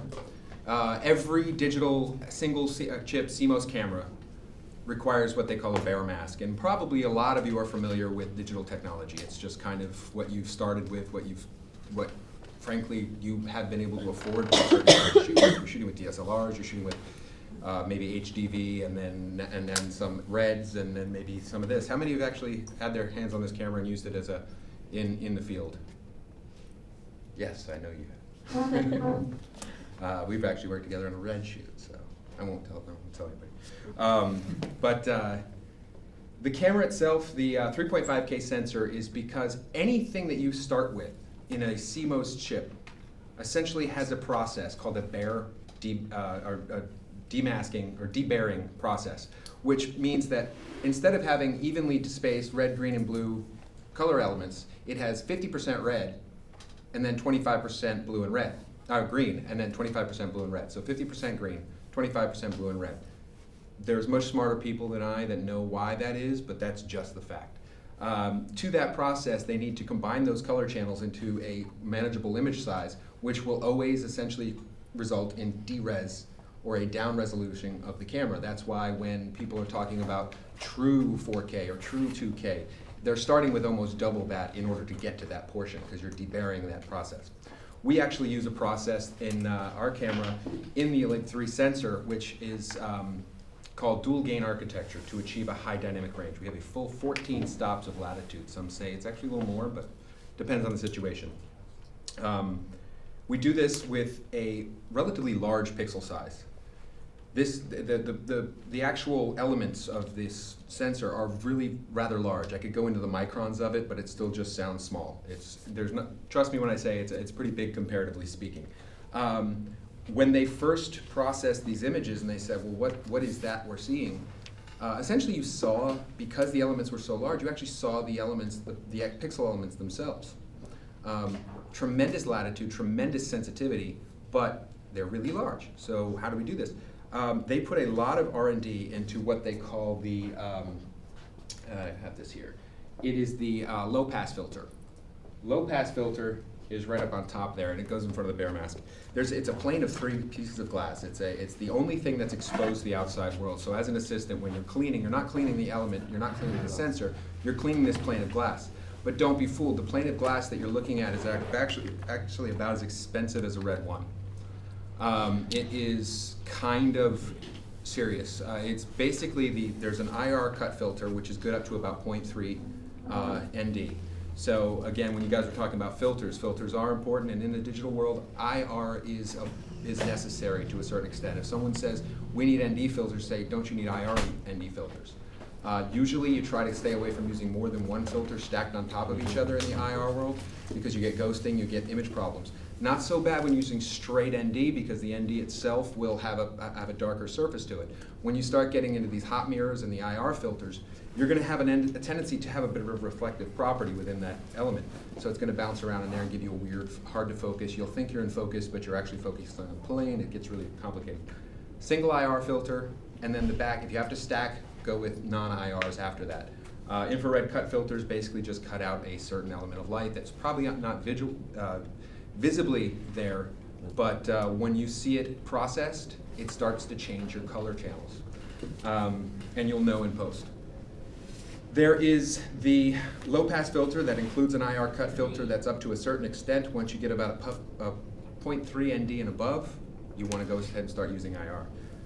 The next part of it is just the UV filter, kind of a protective layer, just to keep more about keeping the image, the sensor protected than the actual image itself.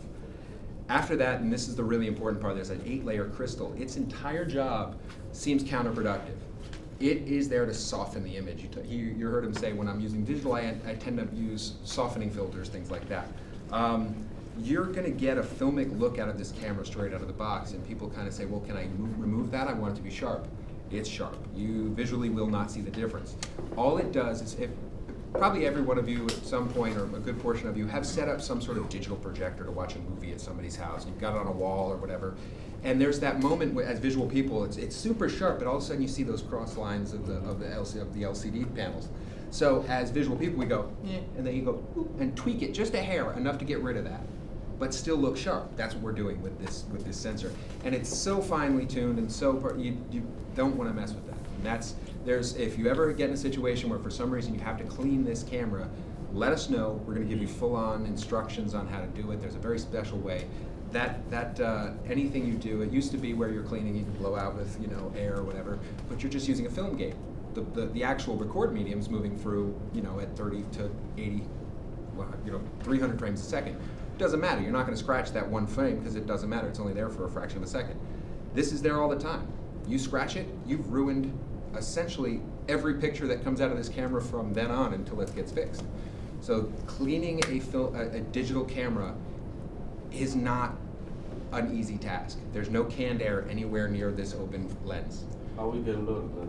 What's that? How we can learn to do it with air? That's something that there's going to be pretty much on set with someone who's already done it. And there are ways. We'll give you some white papers on the website. If you go to our forums at airydigital.com, there's a lot of things you can download white paper-wise. I am going to make essentially a YouTube video to that effect. I'm going to be doing a series of these things that probably once a month. I'm going to be making a new video now. Germany's asked me to kind of take over making it because they're all really insecure about their accents. It's kind of, we're the American market. It's a German company, but it's slightly different. The terminology is different. The way that the European, here it's the first AC, there's the focus puller, although that's what most of the guys refer to it as. It's the clapper instead of the second, and all these different things change. So it's just nice to have that American take on it, really, for the LA crowd. So I'm going to be doing some of those, and we'll get into some of the things that we'll talk about. But that's one that I'm going to put on the list there is the cleaning instructions, because it's pretty important. Moving on, though, we also have what we call dual gain architecture. I have a question. Yeah. Whenever you notice that paper about cleaning the sensor or anything, as the first AC, do they allow to do that, or does it have to be certified? No, the first AC can do that. It's not something that, it basically, whenever possible, and this is true with any camera possible, is that you just do it as much as you can to keep dirt out. If there's a need to put it in, to get in there and clean it, you'll visually inspect, you'll do all the things, and if you're not going to see it on the monitor for the most part. You're going to visually inspect it and see it. For the most part, a lot of shows, especially in the digital world and fast-moving stuff, a lot of times you'll be shooting with a zoom that'll never come off the camera. If you're going to be getting into a lot of, which is nice to be able to shoot a lot of primes and things like that, you'll be switching in and out. Whenever that camera's open, the port cap goes on, minimize your problems. There will be always occasion where it will need to get cleaned. In that moment, there's, just the brief of it is there's ball-based puffers, but there's one that we recommend that's more, and I don't remember the name of it offhand, but it basically has a bladder in it that when it builds up pressure and then it finally releases all at once, instead of just being open like a turkey baster. That's one that's really important to have, a burst of air to get that stuff out of there, explode it out of that chamber, because the last thing you want to do is move anything across that glass when there's something already on there, because even that most minute scratch that comes from that little grain of dirt, dragging it across the sensor once is going to make a problem. really smudges, things like that. Anything that's actually a foreign object with mass should be expelled from there before you even attempt to clean it. There's loops that you can use to look at it. Can you use lights inside? Oh yeah, yeah, Any lights, no problems. No problem with light. You're gonna have a hard time, I won't say you're gonna point it at the sun, but obviously to be able to see in there, you're gonna have to shine lights. LEDs and things like that are fine. Then there's cleaning processes that go along with that, and these guys will tell you that cleaning a gate and cleaning a sensor, like I said, are very different things, and the care that you need. A hair in the gate is one thing. A hair in a sensor is unheard of. So, and it's not something you're going to find very often. The interior of this camera, after that piece of glass, is completely sealed from the outside world. There's no real way. Obviously, I'm not saying go take this out in the rain, but to his thing with shooting into James's thing shooting in that rain area, this camera has a very good track record, we'll say, though only a year old for general use. There have been very few cases of problems with actual, environmental conditions taking this camera out. In fact, there was one that was burned in a truck fire, and if any of you've seen it online, the pictures of it were pretty nasty. It looked like a marshmallow that had been in the fire too long. And it was burned. Some batteries caught fire in the truck. It ended up being a pretty nasty fire. The camera was in the case. It didn't have anything on it, so they brought it into the shop to fix it, and the guy said, well, hang on, let's just plug something in and see what happens. Plugged it in, and they had to replace the actual pins right here because they kind of melted the plastic around this area melted together, so you couldn't get the thing in there. The elements were fine, but the plastic melted. So they pulled that out and replaced it with a new power coupling, plugged it in, camera powered up. Couldn't see what was on the screen because the screen melted, but you could get an image. You could get the side to work power up. So they said, well, plug them up, plug a BNC in there. Plug a BNC in, we could see light, though there was no lens on it, so I could just plug a lens in. Went and got a lens, and then they stopped after a second with the Zeiss glass, and they said, no, get the red lens. And they put the red lens on there, and it, but they ended up getting an image, and there's pictures online, and we had it at NAB we had it running for 4 days straight with a lens plugged in and an image on the screen, and people going like this in front of it for 4 straight days, and it never failed. So it's got some toughness.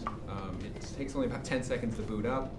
And that is a huge thing. If you're an AC and you're on a set, and when the director's ready to go or the actor's in the moment, and if you're the one, if you ever have to hear waiting on camera for anything that's not moving, that sucks, and it makes you sweat. It makes everybody just, because you're waiting, they're waiting on you, and they make sure, and the sound guys usually love to call that out, because that's hilarious.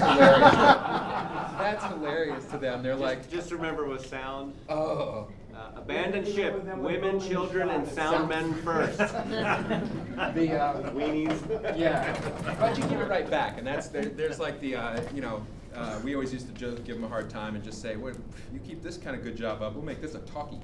So we had a lot of problems with just on sets with a lot of these digital cameras, even film cameras. But film cameras, you unplug, you plug it back in. It didn't change anything. It's just still going. You didn't lose an image unless it was, through the optical finder, but you didn't lose, unless you're looking at a monitor, it was just ready to go. There's a quick turnaround time. There's options for that. There's multiple monitors out, but kind of losing my train of thought there because I'm kind of normally talking in a more generalized fashion than to a particular group of people. So it's easy to get lost off track. But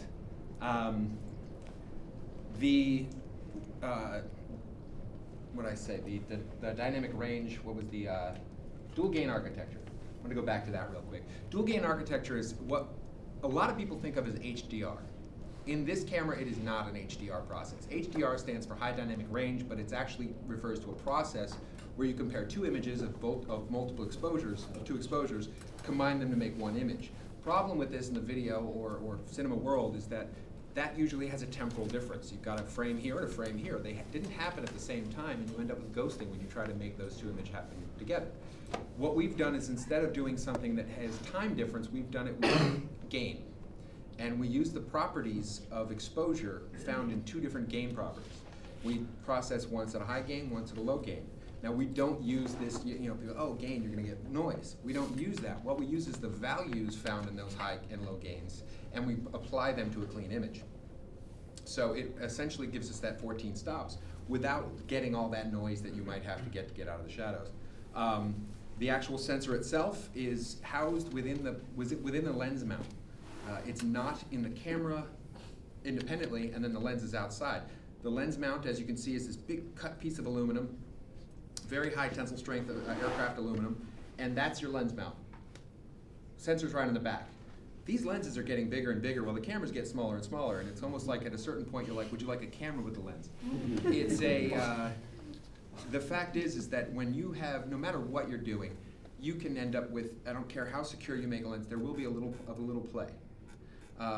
When this plays lens-wise, the sensor moves with it. So it's never going to change the focal distance. It's never going to change your attitude of light coming into the lens or into the sensor. Everything will remain the same. So it's a pretty cool feature, in my opinion. The actual record medium. Let's see what I got next here, because I tend to go out of order. That's the same picture, that kind of dealy there. Most of the bass end of this camera is cooling or heating, if that's necessary. But there's only one moving part in this entire camera, and that's the fan. And you see it right there, and we used one big, basically a computer-style fan, really big fan. We used a bigger fan because it can turn slower and move more air and therefore be quieter. The rest of this underneath is essentially a big radiator system that pulls the air through it, cools the air in the radiator, and then there's these heat pipes or cooling pipes that go into the interior of the camera. It's not pulling in air to the interior of the camera, it's pulling it in, cooling the heat pipes. The heat pipes go into a sealed environment and regulate the temperature. So there's all this interior area that you see right there with those pipes in there, that's sealed. Again, using it in the water is not a big deal. So next time you're up there, oh, I know. Yeah, we hadn't tested it was too risky because, you know. Of course. You know. And insurance companies like to hear things like that too. You put the camera in a rainstorm? Yeah. But for the most part, and to that end, talking about that kind of thing, there's two modes for this camera to operate in. One is going to be the most common, 99.9% of the time you're going to have it in the standard mode. There is now called tropical mode in the camera. This is something that allows the operating temperature of the camera to raise itself by 10 degrees. This won't be an long-term operating thing to do. What it is for, though, is when let's say you're shooting a job I shot a job on a cruise ship in Haiti. And we did, I was a DIT, and we came off the boat, and it was, we went from air-conditioned cruise ship to hot as hell Haiti, and we're shooting on the beach. And you power that camera up, and there will be some condensation, things like that. That's just thermodynamics. It's just what happens. What it ends up doing is when you first power it up in tropical mode, raises that core temperature up to 10 degrees higher, which allows that condensation to burn off based on its normal operating temperature. Once that's burned off, you switch it back down to normal mode, and it's back to square one, and you've got a dry interior of the camera. Germans, man, they're smart. So they had a lot of problems with condensation in the past with digital sensors because they are sealed, and hopefully that is less likely to happen. As you can see here, the camera's built modularly, for lack of a better term. These panels on this side, you see this. This is actually what we call the EV model. It was the original Alexa. It's just the basic model. Now there's the Alexa Plus, which has a few more bells and whistles I can get into in a moment, but it also comes with a few extra power outputs, an extra monitor out, which are linked together. It's basically just a split single signal. You cannot independently change settings from one monitor out to the other monitor out. If you're using it in HD only mode, other than the 2K mode, which again I'll get to in a moment, the record outs essentially become another monitor out, and you can actually end up with 3 at that point. So you don't have to split your signal through 12 different boxes to get it to Video Village and maybe a director's another whole thing. These panels, the idea is if we change technology, we do not want to have to force everybody to buy a new camera. We want you to say, okay, we can keep up with the times, and with a slight change of the panels on the side and the internal gears and bells and whistles that go with them, you swap that out with us, of course. We're not suggesting you're going to get your screwdriver out and pull this apart. But it is possible that there may become a faster and better recording medium than what we currently use, which is currently S/S cards by Sony. S/S Pro cards, to be more specific. The S/S does have a standard card. It is not fast enough for what we like to do. We run at about 336 megabits per second at the high end of ProRes. and it's just not enough to do that with a standard card. So the Pro cards are where it's at. Lens mount, as you can see, that can be swapped out too. There is now actually a Panavision mount that we make. Panavision had made their own to Panavise their cameras. Panavision, probably in Los Angeles, has the largest, maybe worldwide, has the largest arsenal of Arri cameras, or of Alexa cameras. They've never purchased one. They've started a really cool process with basically independent DPs, people like that have bought the camera for themselves. They sign their camera over to Panavision and split the proceeds. It's pretty cool. Lets people buy their, use their camera, pay for their camera, and have the rental properties of a rental house, and everyone's happy. Except what I've heard now is that they're renting these cameras to anyone that's coming along. That's no problem. But if you want to shoot with it, they'll give you a free Epic. So a free Genesis, a free F-35. They won't give you your Alexa. So that becomes an issue. But it's a good house to go rent from. There's a lot of other independent rental houses that are out there renting them. You may know someone that has one. They're not the cheapest camera on the market, but they're also a far cry from what there used to be for the 535s, the 435s, and things like that. The business model has entirely changed in the digital world, and the window of opportunity to make money with these cameras is also turned down about 2 years. If you can't turn it around in 2 years, you shouldn't put it out. So the Alexa was brought to that price point, and that's how they figure out the prices. 2 years, we need to make it back. So that's what it had to be for the R&D of this camera. Your ProRes is essentially, anybody who's used Final Cut, any of these things, you're pretty familiar with ProRes as an output. ProRes is just a codec that is a very elegant and really cool codec. It's basically a compressed version of high definition video. Anybody not familiar with compression as a principle? Or does anyone need any explanation of compression as a principle? Okay, sure. It's pretty simple. Basically, it looks at every frame and every pixel within that frame. The next frame that comes up, it compares that one to this one and says what's changed. If certain things haven't changed, it doesn't bother writing them again. It just says repeat until I tell you otherwise, which is essentially the real bare bones explanation of compression. There's different compression algorithms. That just happens to be how ProRes works to a certain extent. If you're shooting a person in front of a white wall sitting in a chair, that white wall is not changing much. It's not doing anything. It's just sitting there. That's a locked off shot. So most of that frame isn't changing. It just says repeat this area with a slight variation in grain structure until I tell you otherwise. And it does a nice job of that. And it actually also takes those pixels, and instead of revaluing the entire pixel, it'll give it an offset from the last one. So instead of having to create new information, it's offsetting the value of that pixel by whatever point something that it does. It makes it a lot faster, it makes the file sizes a lot smaller, and allows a lot more information to fit through a very narrow pipeline and write quickly to a medium that has to accept it at a certain speed. When I say 300 megabits per second, go ahead. Oh, I'm sorry, I didn't mean to interrupt. No. I was just wondering, can it do all of those to the SPIS? Yes, all of those things behind me. There's the 444, right. 422HQ down the line, as you can see. 444 is considered to be what they call the highest quality. Basically, that means 444 and 422HQ are exactly the same in a lot of characteristics, the same compression ratios. 422 essentially or I should say 444 means that you have 4 values for every pixel. I'm totally bringing this down to a very simple explanation. Not because you guys need it, but because it's a hugely complicated scientific process that I couldn't even begin to explain to myself or to begin with. The basic explanation is taking red, green, blue, and a gamma value for each pixel. So that's your 4 channels. When it's 422, it's essentially a gamma value or a black, white value and an RGB value all as one. That's your 4 and 2 and 2. So that's essentially the difference. It's allowing for a single value for red, green, and blue per pixel rather than splitting up into 4 values. Now, for most of your situations, you're never going to see the visual difference. For doing green screen and the difference between a blonde hair and a green screen background, you will see the difference. And it's probably at that point good to step up to the 444, use it, and you can shoot the rest in 422HQ and never know the difference. You just saw an example in that dance sequence that was 444, except the shots that were done at 60 frames per second. The camera can't record them in 444. Those are 442, Mhm. 422 rather. I don't know if they're HQ or not. I'm sure they are. That's the But you know, highest. it's indistinguishable. You couldn't tell. And of course, we did a few green screens. Those were 444. Yeah. And House is shooting with the camera right now. They just switched over, and I've spent a lot of time on set with them, and they're kind of getting used to the idea of a few different principles. And the 444 is what they go up to, but they're shooting 422 HQ to the cards in HD for an international television show. Granted, Fox itself broadcasts at 720 anyway, so it's slightly different. But it's never going to be an issue. I shoot the web stuff that we shoot on it. I mean, I'm shooting web videos with this for the demonstrations, and I just feel way overpowered for doing a Vimeo video.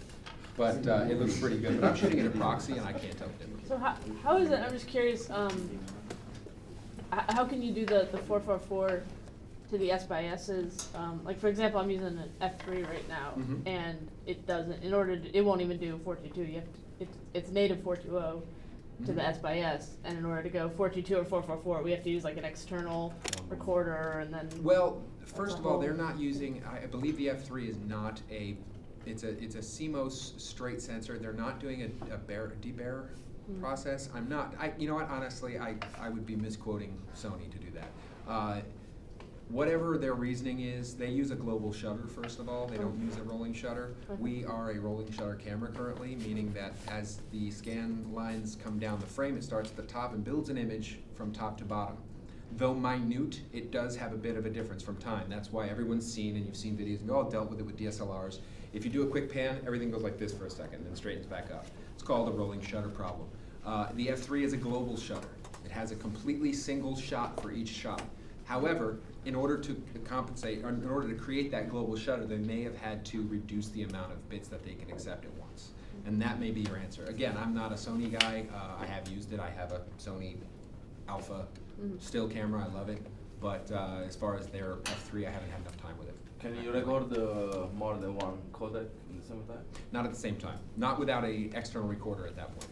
Right, the raw. There's a bunch of them out there. There's the Aja you can do in 422 HQ, and that'll do dual link out. You can do uncompressed HD. So neither the proxy and like. What's that? Like you cannot have a proxy and then 422. Not in the current configuration. Now, we'll just jump to this. Actually, this will get to it. Currently, like I said, this is an HD camera out of the box and ready to shoot. It's not a 2K camera. It will be a 2K camera as soon as you add a secondary recorder, which would be, there's two manufacturers right now that are what we call T-Link certified. T-Link is the form of data that goes from the camera to the recorder and allows it to record raw images. A lot of you are familiar with RAW just from the DSLRs, and then now, of course, the Red RAW and all that stuff. The difference between RAW and a regular standard or uncompressed HD image is the ability to not bake in your white balance, not bake in your ASA. You can make those decisions later. It actually takes the sensor data before it's processed through the image processor and saves it into a file format. That file format can then be given a new image processing after it's being recorded. It allows for a lot more sensitivity or a lot more flexibility in recording, a lot more steps in post. If you're shooting a feature or an independent feature or a short film and everybody's like, oh, we gotta shoot 2K, we gotta shoot 2K, we gotta shoot this, that, and the other thing. There's merit, depending on what you have to do. I'll be honest with you, if you're shooting and you need to readjust your white balance or you need to readjust your ASA, just take an extra couple seconds on set and make sure you're right. This thing can do an auto white balance now with 4.0. Your white balance, unless you really want to mess with it as a post effect, it's just like choosing a film stock. I mean, you were choosing tungsten back in the day. I shot, the first thing I ever shot was on an SR or an Arri S16, 3-turret lens system. I had my reversal film in there, and I had to make my decisions based on that. And I actually cut the film itself on a steam deck and stitched it together with tape. And that was the only copy I had, was that film. So the idea that you can't bake in something as basic as white balance and ASA, don't worry about it. Just trust your instincts, and as long as you keep attention to it, the expense of having a 4K or a 2K or a 5K or 12K, I think they're going up into the thousands now. it's just big numbers. In the end of the day, resolution is only as much as you need for the final product. If you're shooting something and there's a 4% chance it might make it to the big screen, it's still going to look great. That movie, there's this movie Anonymous that's coming out. I showed you. It was shot in HD with this camera, but it's shot in an HD format. You're going to watch this movie and go, wow, that's pretty cool. So there's the raw output. There's high definition 444 RGB output, which is an uncompressed format that you could record to an uncompressed recorder, and that's how you record out. There's two of them that can be dual record or single channel, double-sided recording. And the SBS cards, as you can see behind me before, and that's your recording format there. The idea behind QuickTime, though Apple has thrown us a left hook here in the edit world, is that ProRes was going to be something that you could take from shoot to delivery and never really change the format. Avid in the professional world is still king, will be king for a long time in the edit world.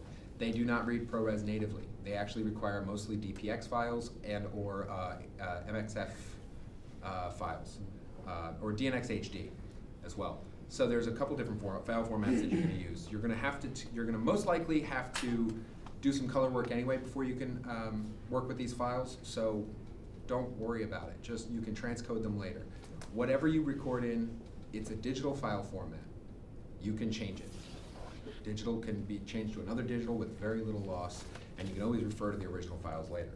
To that effect, I'm going to skip. A lot of you guys have been using nonlinear editing systems, and I'm not an editor, and I'm not, working with an edit system right now. We've got a camera in front of us, so I want to talk about Arri Raw. We just talked about, but it is a 2K format.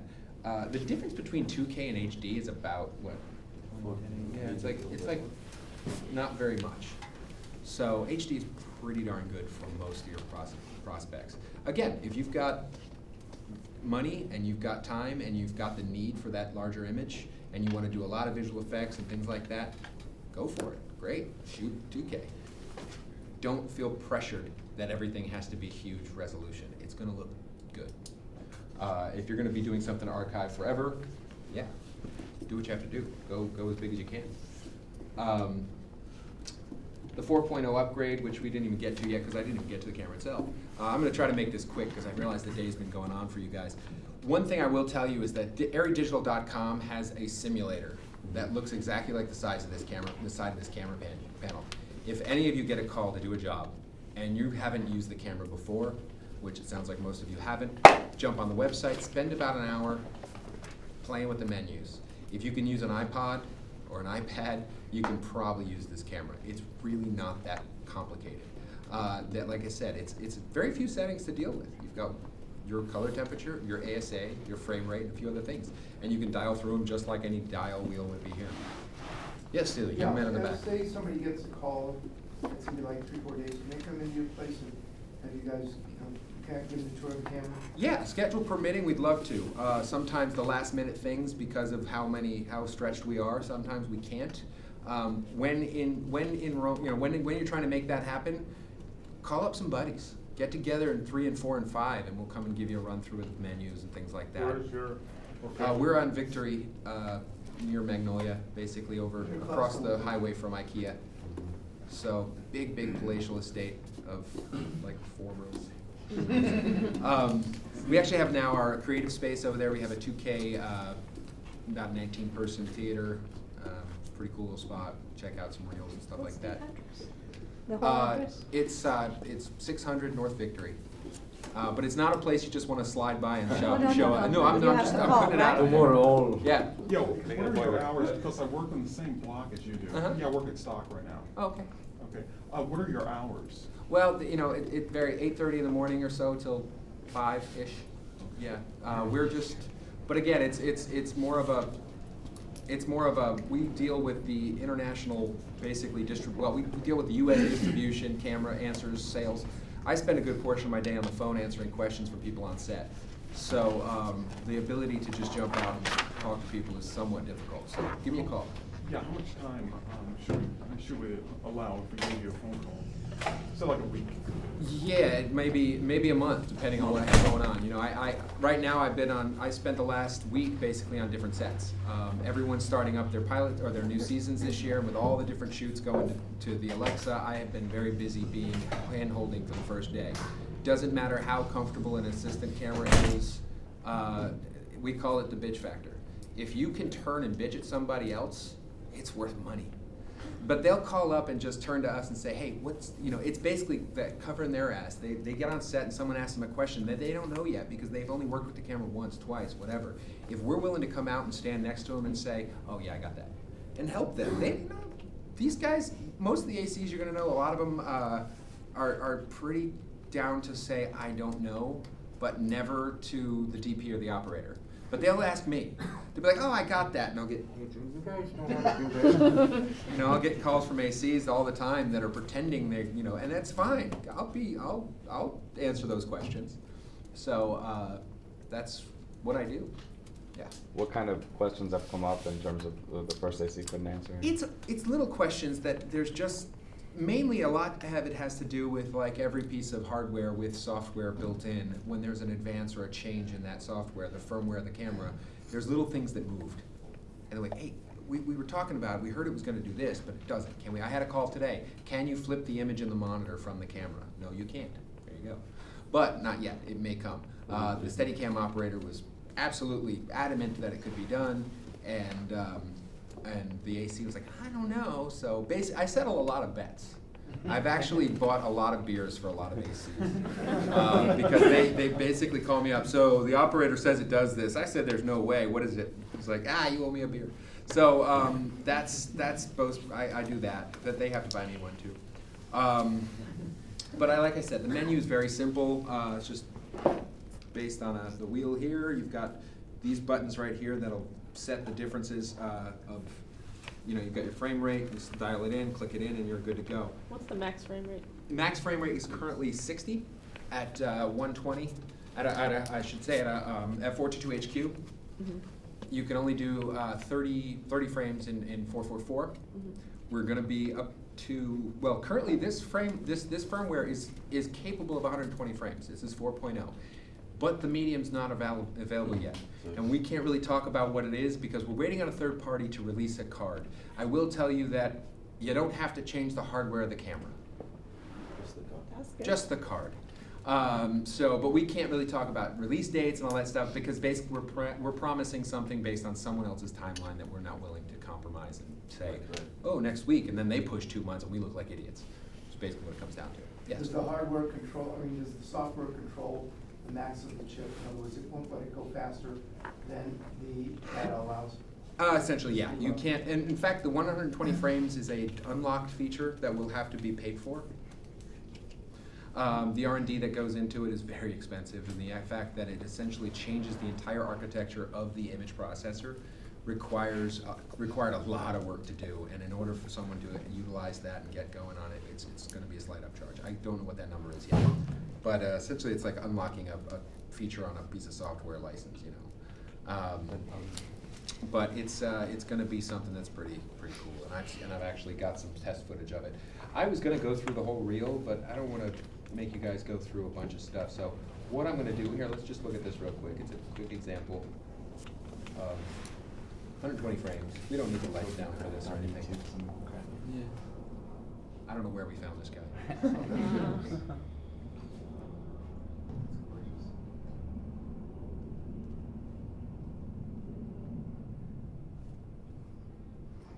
Now it's hard to tell on this monitor, but when you're looking at it on a calibrated monitor, you will see dynamic range there that's 120 frames a second in pretty low light. That's pretty much dusk in Munich during the fall, which that's a pretty sharp angle of light. And then we go to the night stuff too. The range of the flames, you can see actual detail in the flames while still getting pretty solid representation of the trees in the background. The blacks are kind of washed out on this monitor right now, but they're a little bit better than the gray that they come out as sometimes. Same thing here. You can make out some detail in the buildings in the background that actually will tell the difference between a roof and a wall, which is relatively what's impressive is the fact that you get that much light and the dark still shows up nice in the back. So Yeah. that is pretty much that. Where can we find some of those instructional videos you mentioned? The videos you'll go to either YouTube or Vimeo, both. I prefer Vimeo. I think it's just Vimeo, cleaner. And it's you'll just look up Arri Alexa, and you'll find we have a channel on both, I believe, that gonna have a good amount of listings. It's just starting out with me. It used to be this gentleman in Germany that's been doing them. And I'm going to start getting into it soon, so they're going to improve greatly. No, that's probably not true. The picture you got behind me is going to be what we call the Alexa Studio. It is going to be an optical viewfinder and a spinning reflex shutter. It is also going to be a global shutter camera at that point. It is in the process of being created. There are going to be some really cool features that are going to allow you to look right directly through the lens for focus, for all that stuff. Does that have its drawbacks? Yes, it does. In the digital world, it will have its drawbacks. The sensitivity of the chip and the sensitivity of the viewfinder, if you're dropping ND in there to cancel out what's in the world or shooting in a different ASA or something like that, you're actually going to have to compensate by looking through that. The sensor and you are not going to be, you can't really adjust your ASA in your eye.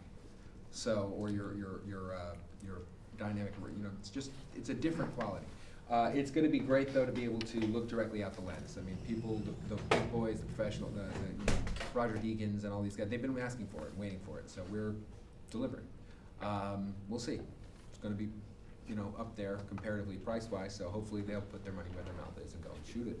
If you're in the habit of focusing by eye through the eyepiece, is that then going to become unreliable if you have the optical viewfinder? Not at all. The differences, the tolerances, the actual, I should say, the actual viewfinder itself is the same as the 435. It's the same, and the optic difference, the optic distance from mirror to mirror, and from lens to the focal plane should be pretty much exactly the same. You're looking at a slight offset, but not enough to make a difference. Your focus in your eye is going to be good focus for the chip. There's a lot of talk of how this is going to change things. We're not sure. It's a different way of thinking about. Hopefully, it changes it for good. People are going to be like, okay, I want to look through the eyepiece. It's nice to be able to not have to plug in the camera to look through the lens, though.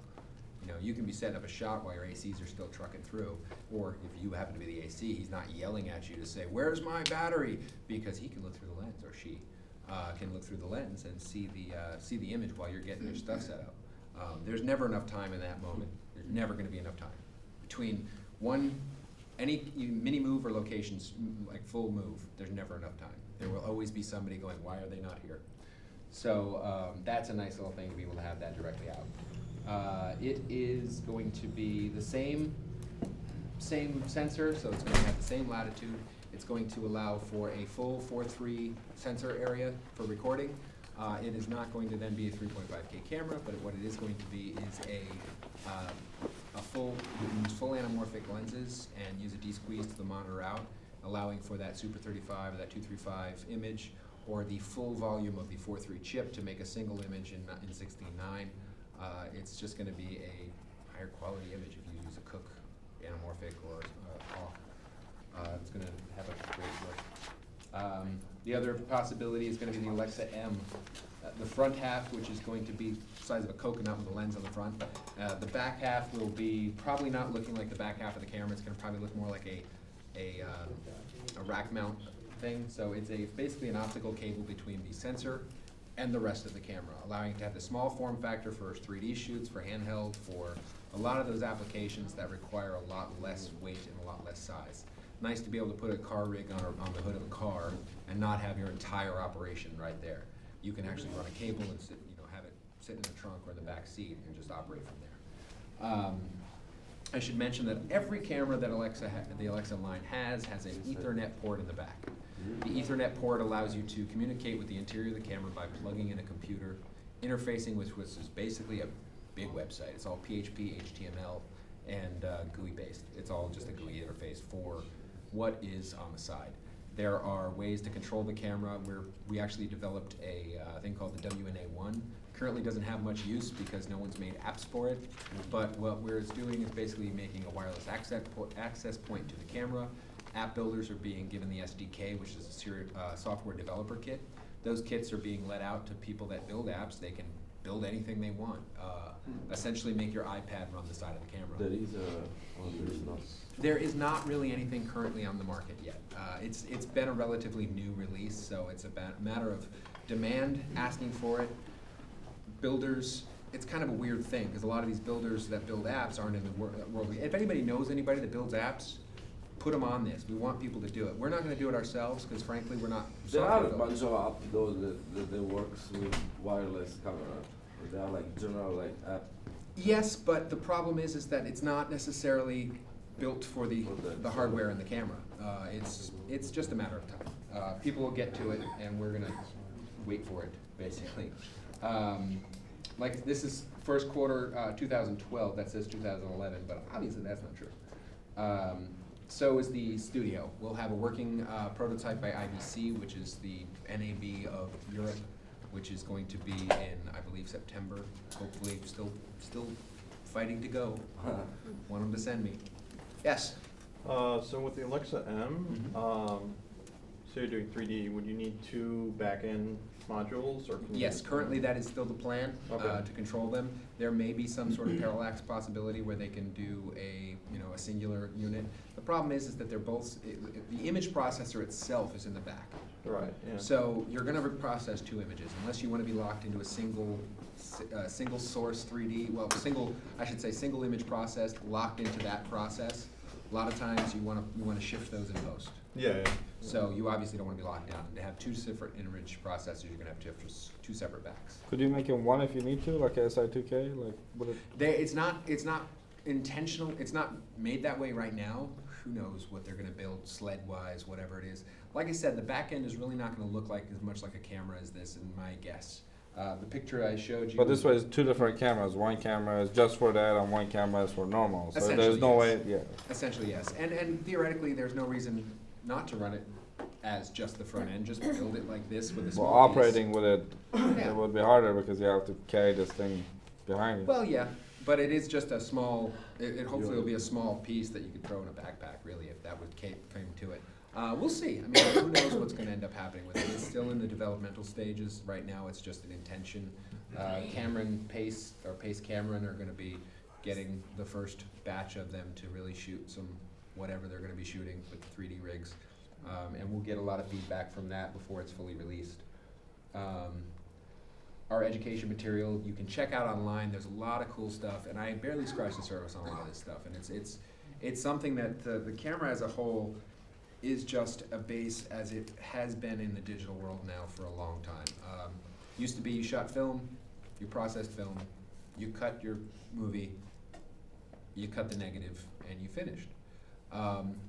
Now with LUTs and DITs and on-set coloring and on-set, it's become the wild, wild west, and everyone thinks they have their best recipe and their own way of doing things, and to a certain extent, they're always right, because if it works for them in the moment, they're gonna be fine.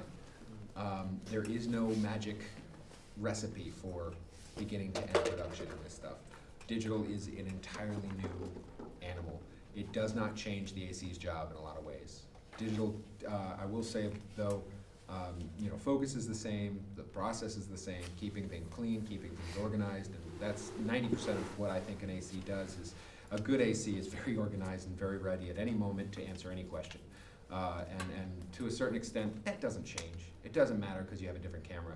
The one thing that will change is that instead of you're not going to have necessarily the same, the digital loader and the traditional loader, it's a very different job. The biggest problem now is this real weird gray area, especially that the unions and the 600 and a lot of these people are coming to, is where does all this stuff fit within the set and within the hierarchy of command, within the politics of the on-set environment.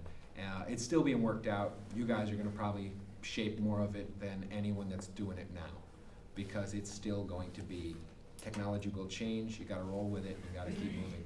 Try to learn as much as you can, keep up with the digital stuff. It doesn't mean you have to know how to use every camera. It's nice, but if you learn the principles behind what that stuff means, As it advances, you can keep with it.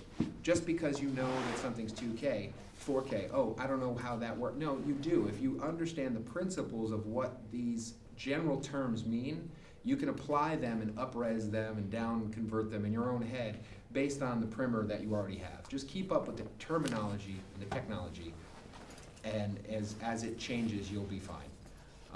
A good portion of what I was doing at the end, I've called myself, I went from being a DIT to as a digital image technician, and I changed to a digital imaging consultant, so I went from a DIT to a DIC.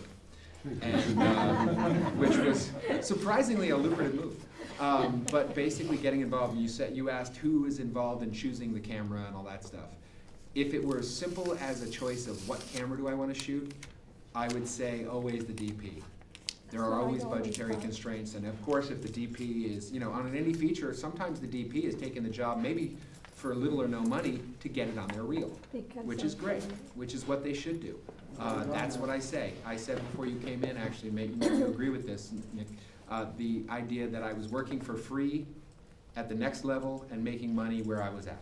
So every time, and the DPs are no different. You're a good AC that wants to shoot his first feature, you'll do it for peanuts. And they may not have a choice.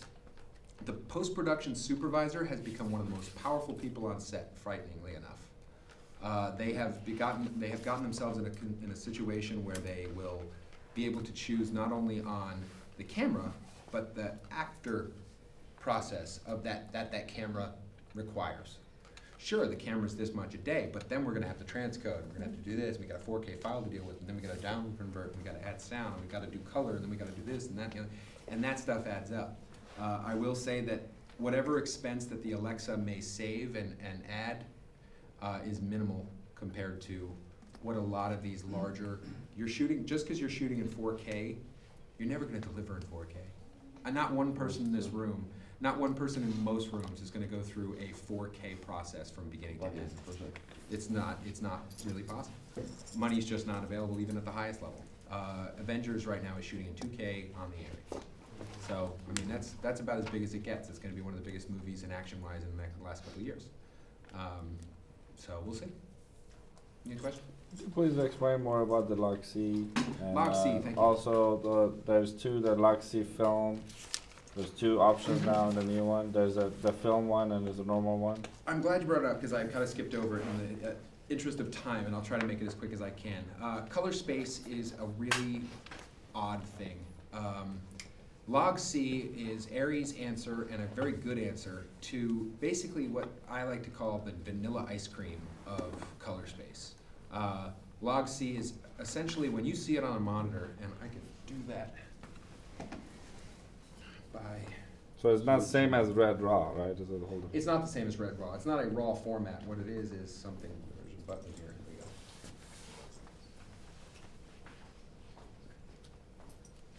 Oh, I think it went the wrong way. I think that's it. So, yay. Go away. That should go away, right? All right. Let's just hope it does. Got it all locked down here. So what I'm going to do here, I'll open up a little so you can see. Why is that so? That's why. Okay. So what we've got here is a Rec 709 image. There, nice dark and light colored shirts together.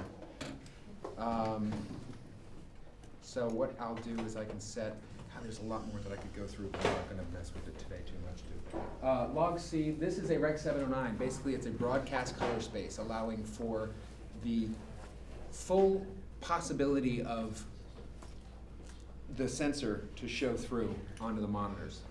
As far as, it's more representative of the possibility of gamma, the shadows, the black balances.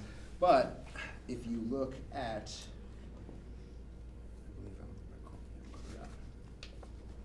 this is Log-C. That's pretty flat looking, although in this light it's actually not as bad. But it's relatively flat looking.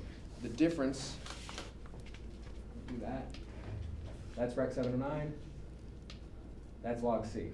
Now, what you're getting there is your full 14 stops of latitude. The average monitor can't display 14 stops. So what log C essentially does is takes it, or I should say, what Rec 709 does essentially takes the top 3 values of white, crushes them into one value. Bottom 3 stops of black, crushes them into one value. That gives you that contrast that you're eventually going to get. What we've done is taken that those 6 stops there, spread them back out, which makes the contrast roll off relatively flatly. So you're not going to see a lot of the black crush values, that real good contrast, the image that you're going to want to see. Though, much like anything, by recording in log C and getting to this later, if this is what you want, you always have it. It's always there. This is a button push away, Rec 709.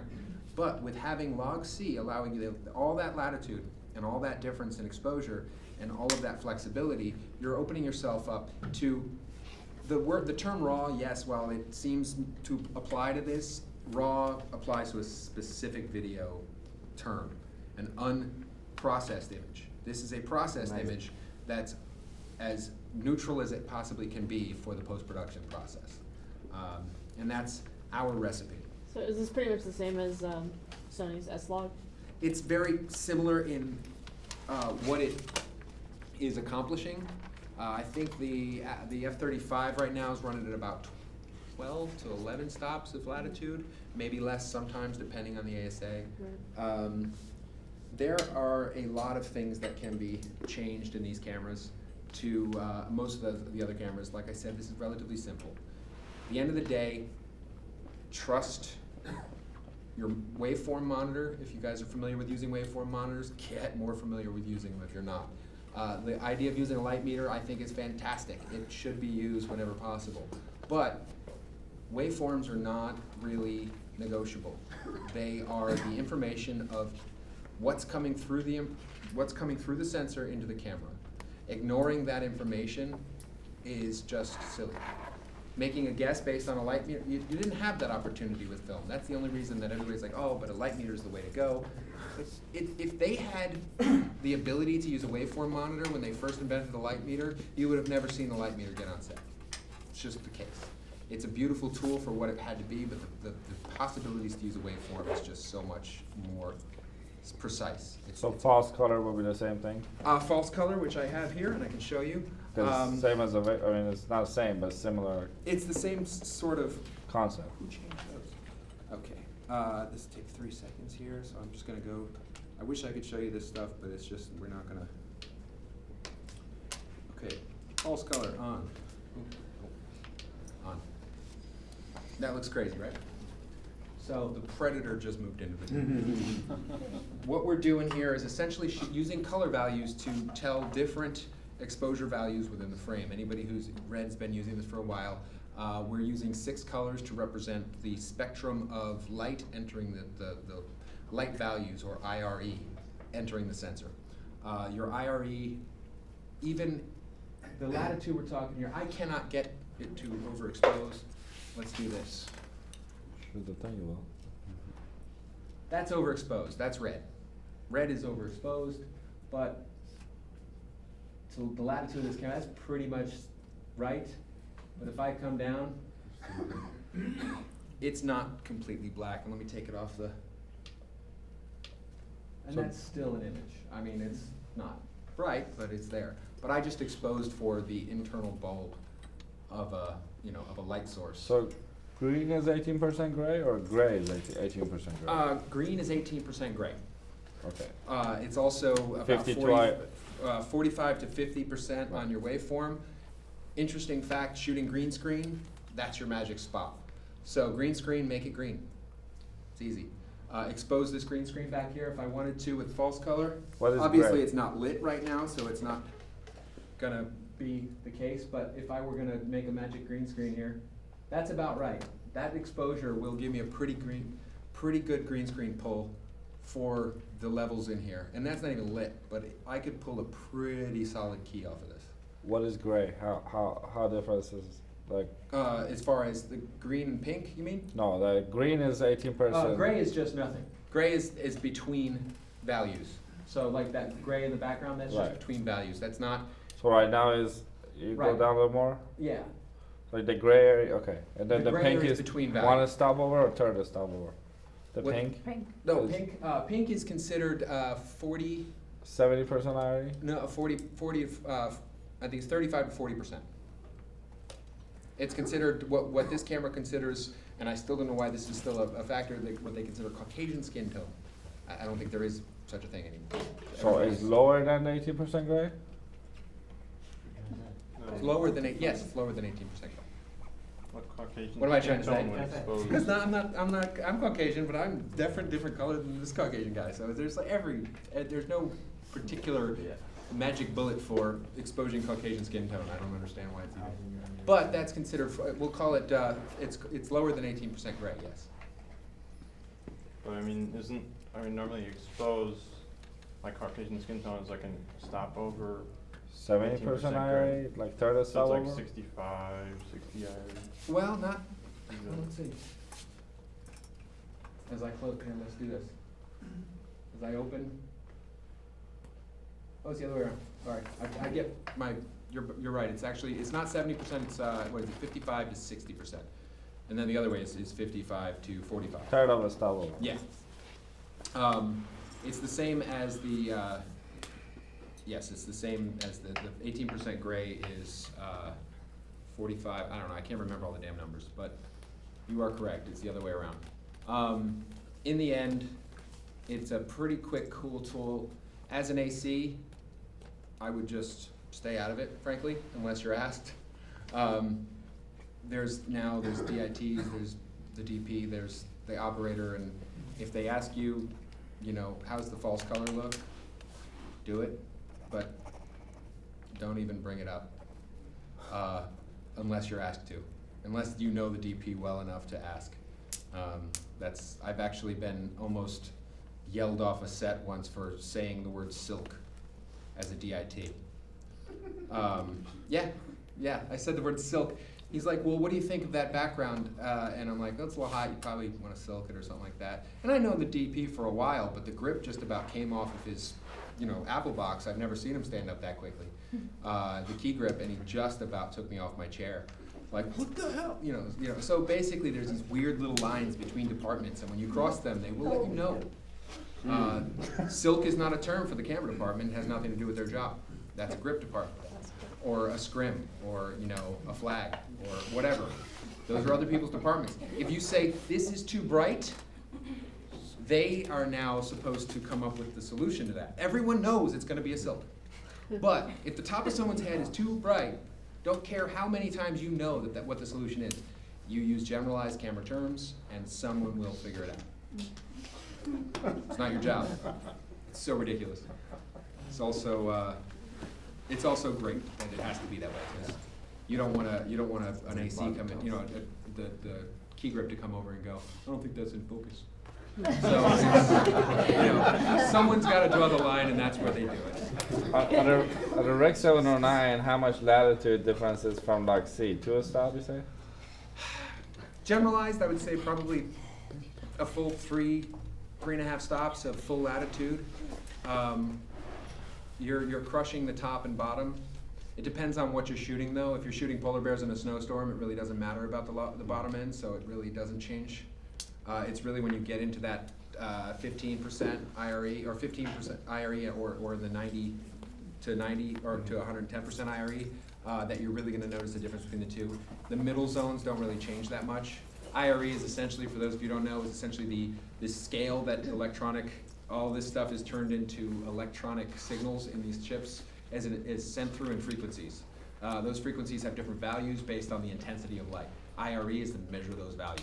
A waveform monitor displays those values in a graphic format. I don't know if that makes any damn sense, but I know what I'm talking about.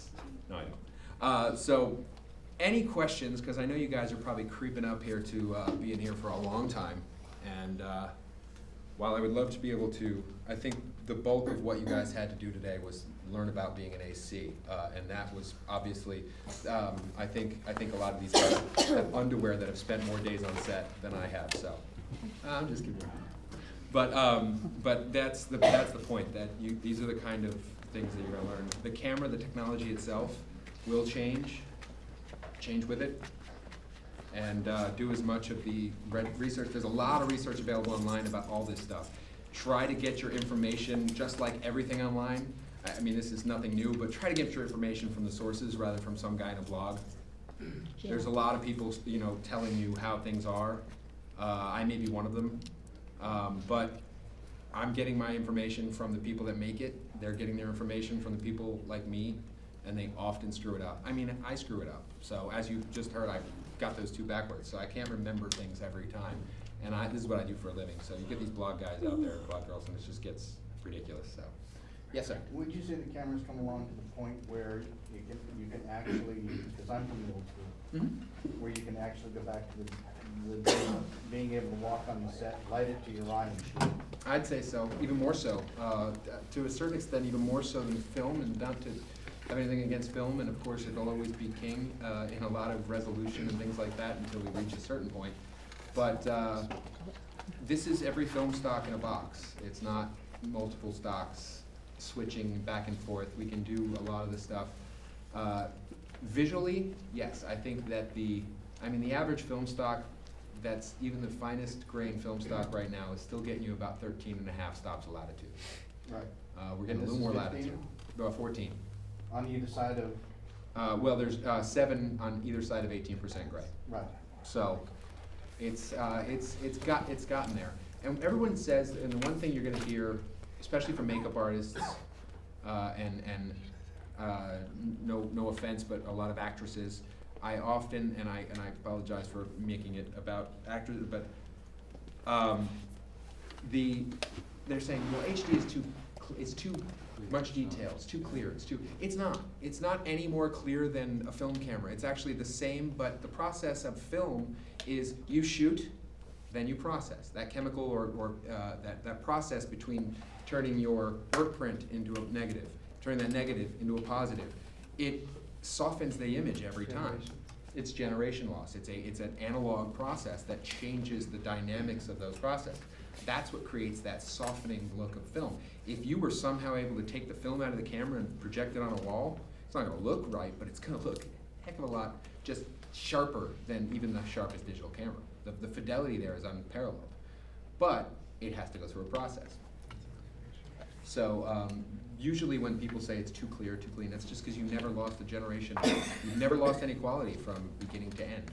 So it feels cleaner. And so tell them that. You can slightly soften it anyway. Sure, always can. It's better to do it like we're doing it with the low pass filter, it's better to do it optically. You're obviously taking a lot of depth of field characteristics and ruining them when you start softening in post. And you don't want to do that. So depth of field is something that's a huge thing. I won't go into this, but eventually, if you guys, just to let you know, there is on the Plus camera, you will have what we call the LDS, which is a lens data system. And it allows you to see your focal plane as well if you're near and far focus as a display directly on the side of the camera. You can change, as you change your T-stop, as you change your exposure, as you your ASA, and as you change your focal distance, it will dynamically shift and show you the difference. So you get your depth of field directly on the side of the camera, which is kind of handy, because when you want that hyperfocal shot, you just go, that gives you this exactly. It tells you exactly your depth of field on the side of the camera. You have to use that with a smart LDS lens. Right now, it's basically there's a few Cook LDS items. Just look for the acronym LDS, Lens Data System. There's another way to do it as well, but it requires the area motors on the side, and that's a little bit cumbersome often, unless you are actually using the wireless system. So, God, that's barely scratching the surface, sadly, but we can just go to a couple questions and see what happens. Can I do? Do you have a website for the guidance, how to build the camera? Not necessarily how to build the camera as far as put it together. You're going to build this just like any other camera. Lens goes here, and then it's a matter of just the rods and everything like that. There's no difference between building a digital camera and a standard film camera, except it's slightly easier because you don't have to worry about loading film mags, which was always the one that got me. Every time I stepped up to a new camera, I'm like, I gotta learn a new camera. I gotta learn how to load this mag. So, and you don't have to do anything in the dark, which is good.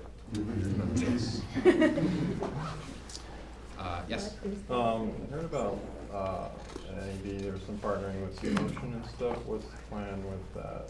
Say it again, Some partnering with like C-Motion's hardware? Oh, C-Motion will work in this, in the Plus camera. The difference between the regular, this model you're looking at and the Plus, there's also the motor control motors interface built in. You plug your motors directly in the side of the camera. There's a little antenna here that interacts with your wireless unit. It does not work with Preston, but it will work with, of course, the Airy motors and the C-Motion system. C-Motion works good. Yeah. It's also, Preston is, everybody in LA seems to have Preston, and everybody's asking, when is it gonna be Preston? When are we gonna have Preston capabilities? I've got my Preston, I wanna rent it. That's, a lot of it's up to Preston, frankly. Preston has a proprietary radio system, and they want nothing more than for us to buy their proprietary radio system and install it in our camera. But really, that doesn't, you know, what are we getting out of it? We're selling less radios, we're paying more money. So it's business, really, at the end of the day, like everything in this industry at the end of the day. But hopefully, it's telling me it's dying. Why? It's plugged in. Okay. Any more? Thank you for coming, guys. I'm Yeah. sorry to cut No, this short. please. Thank Get you outta all here. for coming. If you have any questions, feel free to. If this is valuable to you, please send us an email and really ideas need that. read, so we know what to do next time. Got one quick question. We're thinking about doing a